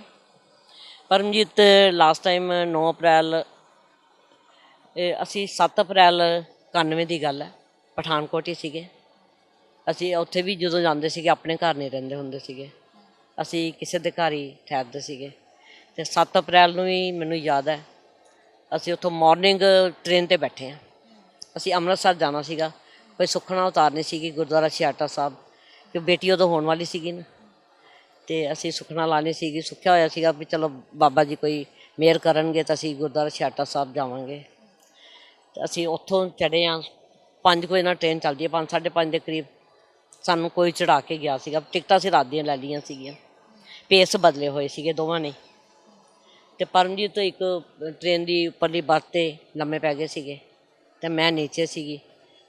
ਸਾਨੂੰ ਕੋਈ ਪਹਿਚਾਣ ਨਹੀਂ ਸਕਦਾ ਸੀਗਾ ਕਿ ਕਿਸੇ ਨੇ ਮੁਖਬਰੀ ਕੀਤੀ ਸੀਗੀ ਸਾਡੇ ਨਾਲ ਉਦੋਂ। ਅੱਛਾ, ਬਟ ਅਸੀਂ ਪਹਿਲਾਂ ਹੀ ਕੀਤਾ ਹੋਇਆ ਸੀਗਾ ਕਿ ਜੇ ਅਸੀਂ ਦੋਨੋਂ ਇਕੱਠੇ ਹੁੰਦੇ ਹਾਂ ਅਤੇ ਕੋਈ ਇਹੋ ਜਿਹੀ ਗੱਲਬਾਤ ਹੁੰਦੀ ਹੈ ਤਾਂ ਅਸੀਂ ਜਿਹੜਾ ਵੀ ਬਚ ਸਕਦਾ ਅਸੀਂ ਬਚਾਅ ਕਰਨਾ ਵਾ। ਅਤੇ ਉਸ ਟਾਈਮ ਵੀ ਜਦੋਂ ਟ੍ਰੇਨ ਜਿਹੜੀ ਹੈ ਗੁਰਦਾਸਪੁਰ ਰੇਲਵੇ ਸਟੇਸ਼ਨ 'ਤੇ ਪਹੁੰਚਦੀ ਹੈ, ਮੈਂ ਨਾ ਦੀਨਾ ਨਗਰੋਂ ਸੱਚ ਸੀਟ ਆਪਣੀ ਚੇਂਜ ਕੀਤੀ ਸੀ ਅਤੇ ਸ਼ਾਇਦ ਮੈਂ ਵੀ ਕਾਬੂ ਆਉਂਦੀ। ਜਿਹੜਾ ਮੁਖਬਰ ਸੀਗਾ ਉਹਨੇ ਪਠਾਨਕੋਟ ਤੋਂ ਦੇਖ ਲਈ ਸੀਗੀ ਕੌਣ ਕਿੱਥੇ ਬੈਠਾ ਕੌਣ ਕਿੱਥੇ ਬੈਠਾ, ਅਤੇ ਮੈਂ ਕੁਦਰਤੀ ਦੀਨਾ ਨਗਰ ਆ ਕੇ ਸੀਟ ਚੇਂਜ ਕਰ ਲਈ ਸੀਗੀ। ਪਰਮਜੀਤ ਉੱਥੇ ਹੀ ਸੀਗੇ।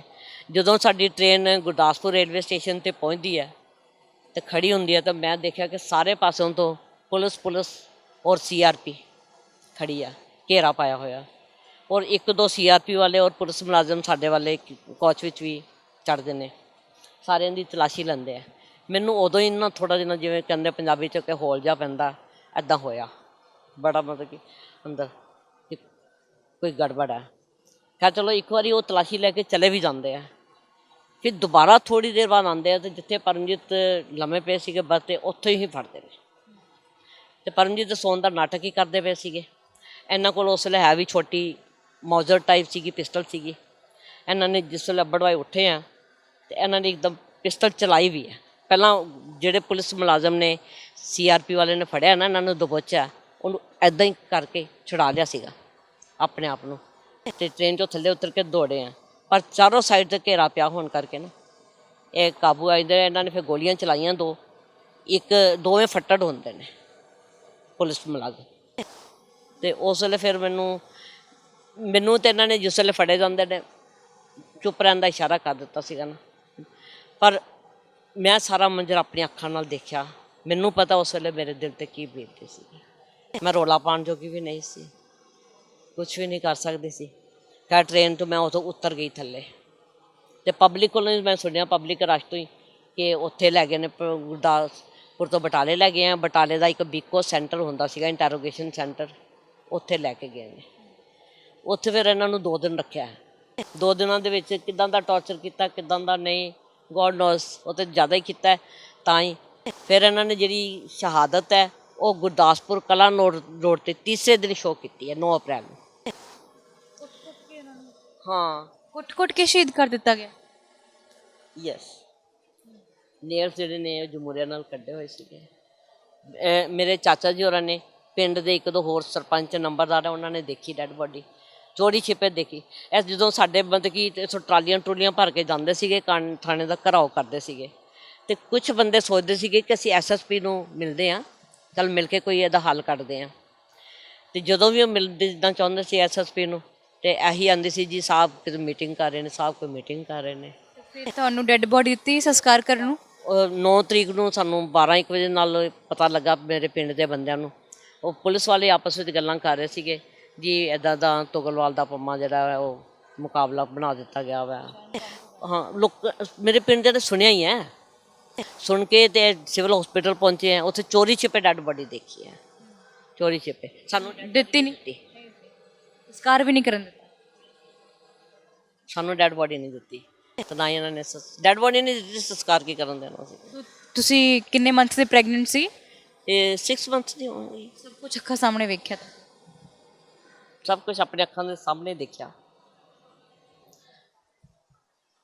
ਫਿਰ ਬੇਟੀ ਹੁੰਦੀ ਹੈ ਤਾਂ ਬਹੁਤ ਵੱਡੀਆਂ ਜ਼ਿੰਮੇਵਾਰੀਆਂ ਕਮਾਂ ਤੇ ਪੈ ਜਾਂਦੀਆਂ। ਤੁਸੀਂ ਕੋਈ ਵੀ ਨਹੀਂ ਘਰ ਦੇ ਵਿੱਚ ਇੱਧਰ ਤਾਂ? ਮੰਮੀ ਸੀਗੇ, ਮਦਰ ਇਨ ਲਾ ਸੀਗੇ ਮੇਰੇ ਨਾਲ, ਤੇ ਮੈਂ ਤੇ ਹਰ ਇੱਕ ਤਰ੍ਹਾਂ ਦੀ ਜ਼ਿੰਮੇਵਾਰੀ ਸੰਭਾਲੀ। ਜਿਸ ਤਰ੍ਹਾਂ ਪਰਮਜੀਤ ਚਾਹੁੰਦੇ ਸੀਗੇ, ਪਰਮਜੀਤ ਨੂੰ ਮੇਰੇ ਤੇ ਮਾਣ ਸੀਗਾ, ਤੇ ਮੈਂ ਤੇ ਇੱਕ ਸੱਸ ਦੇ ਲਈ ਉਹਦੇ ਪੁੱਤ ਵੀ ਬਣ ਕੇ ਦਿਖਾਇਆ, ਉਹਦੇ ਨੂੰ ਵੀ ਬਣ ਕੇ ਦਿਖਾਇਆ, ਇੱਕ ਬੇਟੀ ਨੂੰ ਉਹਦਾ ਬਾਪ ਬਣ ਕੇ ਵੀ ਦਿਖਾਇਆ।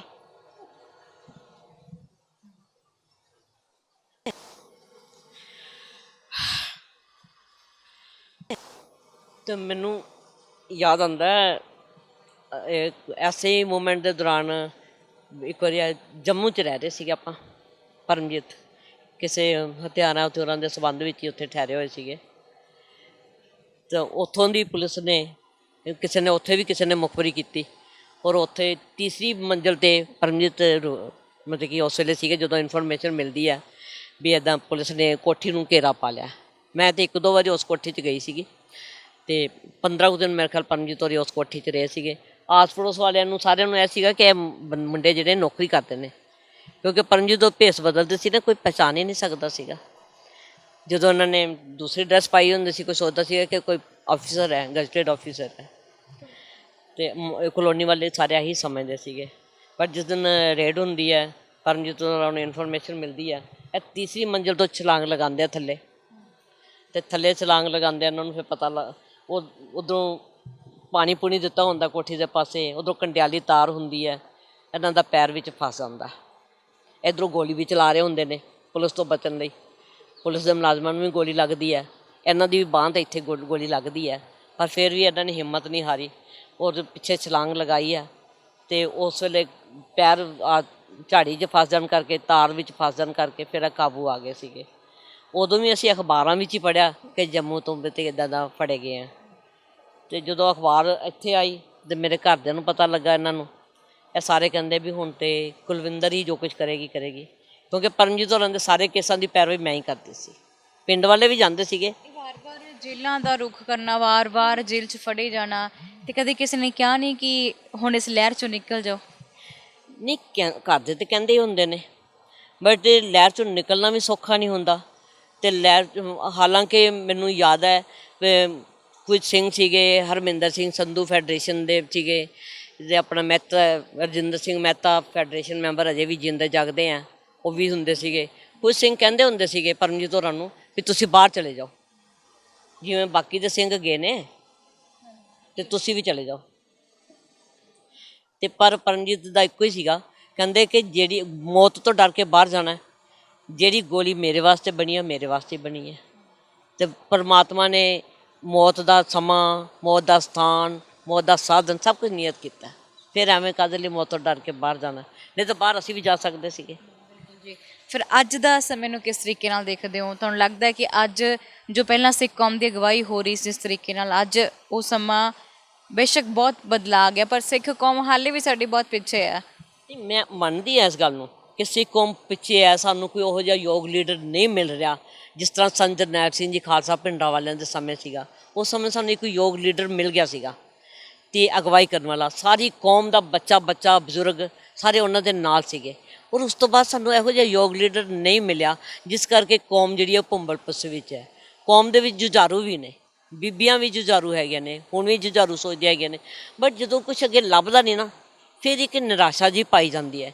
ਬਟ ਆਸ਼ਾਵਾਦੀ ਜਿਹੜੇ ਨੇ ਅਜੇ ਵੀ ਚੱਲੇ ਹੋਏ ਨੇ ਕਿ ਚਲੋ ਅਸੀਂ ਆਪਣੇ ਤੌਰ 'ਤੇ ਹੀ ਚੱਲੇ ਹੋਏ ਹਾਂ ਸਾਰੇ। ਤੁਸੀਂ ਘਰ 'ਚ ਬਿਲਕੁਲ ਇਕੱਲੇ ਰਹਿ ਰਹੇ ਹੋ, ਕਿੱਦਾਂ ਗੁਜ਼ਾਰਾ ਚੱਲਦਾ ਹੈ? ਕੀ ਕੰਮ ਕਾਜ ਕਰਦੇ ਹੋ? ਦੇਖੋ, ਪਹਿਲਾਂ ਮੈਂ ਥੋੜ੍ਹੀ ਦੇਰ SGP ਦੇ ਸਕੂਲ ਵਿੱਚ ਜੋਬ ਕੀਤੀ ਹੈ। SGP ਦੇ ਸਕੂਲ ਵਿੱਚ ਤੁਹਾਨੂੰ ਪਤਾ ਹੀ ਹੈ, ਤਨਖਾਹਾਂ ਟੀਚਰਸ ਨੂੰ ਘੱਟ ਹੀ ਦਿੰਦੇ ਨੇ, ਬਟ 4-5 ਸਾਲ ਪਹਿਲਾਂ ਮੈਂ ਰਿਟਾਇਰ ਹੋਈ ਹਾਂ ਉੱਥੋਂ। ਅਤੇ ਰਿਟਾਇਰਮੈਂਟ ਤੋਂ ਬਾਅਦ ਪੈਨਸ਼ਨ ਵੀ ਬਹੁਤ ਘੱਟ ਹੈ। ਜਿੰਨੀ ਦੇਰ ਤੱਕ ਮੇਰੇ ਮੰਮੀ ਪਾਪਾ ਜਿਉਂਦੇ ਸੀਗੇ, ਉਹ ਮੇਰੀ ਹੈਲਪ ਕਰਦੇ ਰਹੇ ਨੇ, ਬਹੁਤ ਜ਼ਿਆਦਾ ਹੈਲਪ ਕੀਤੀ ਹੈ। ਹੁਣ ਵਿੱਚ ਜੇ ਤਾਂ ਮੈਂ ਬਿਲਕੁਲ ਹੀ ਨਿਰਾਸ਼ ਹੋ ਗਈ ਸੀ।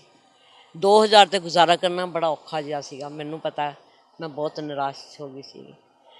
ਪਰ ਹੌਲੀ ਹੌਲੀ ਮੈਂ ਆਪ ਹੀ ਕੁਛ ਲਿਖਣ ਪੜ੍ਹਨ ਦਾ ਕੰਮ ਕੀਤਾ, ਅਨੁਵਾਦ ਵਗੈਰਾ ਕੀਤੇ ਕੁਛ ਕਿਤਾਬਾਂ ਦੇ, ਆਪ ਵੀ ਲਿਖਣਾ ਸ਼ੁਰੂ ਕੀਤਾ, ਆਰਟੀਕਲਸ ਵਗੈਰਾ।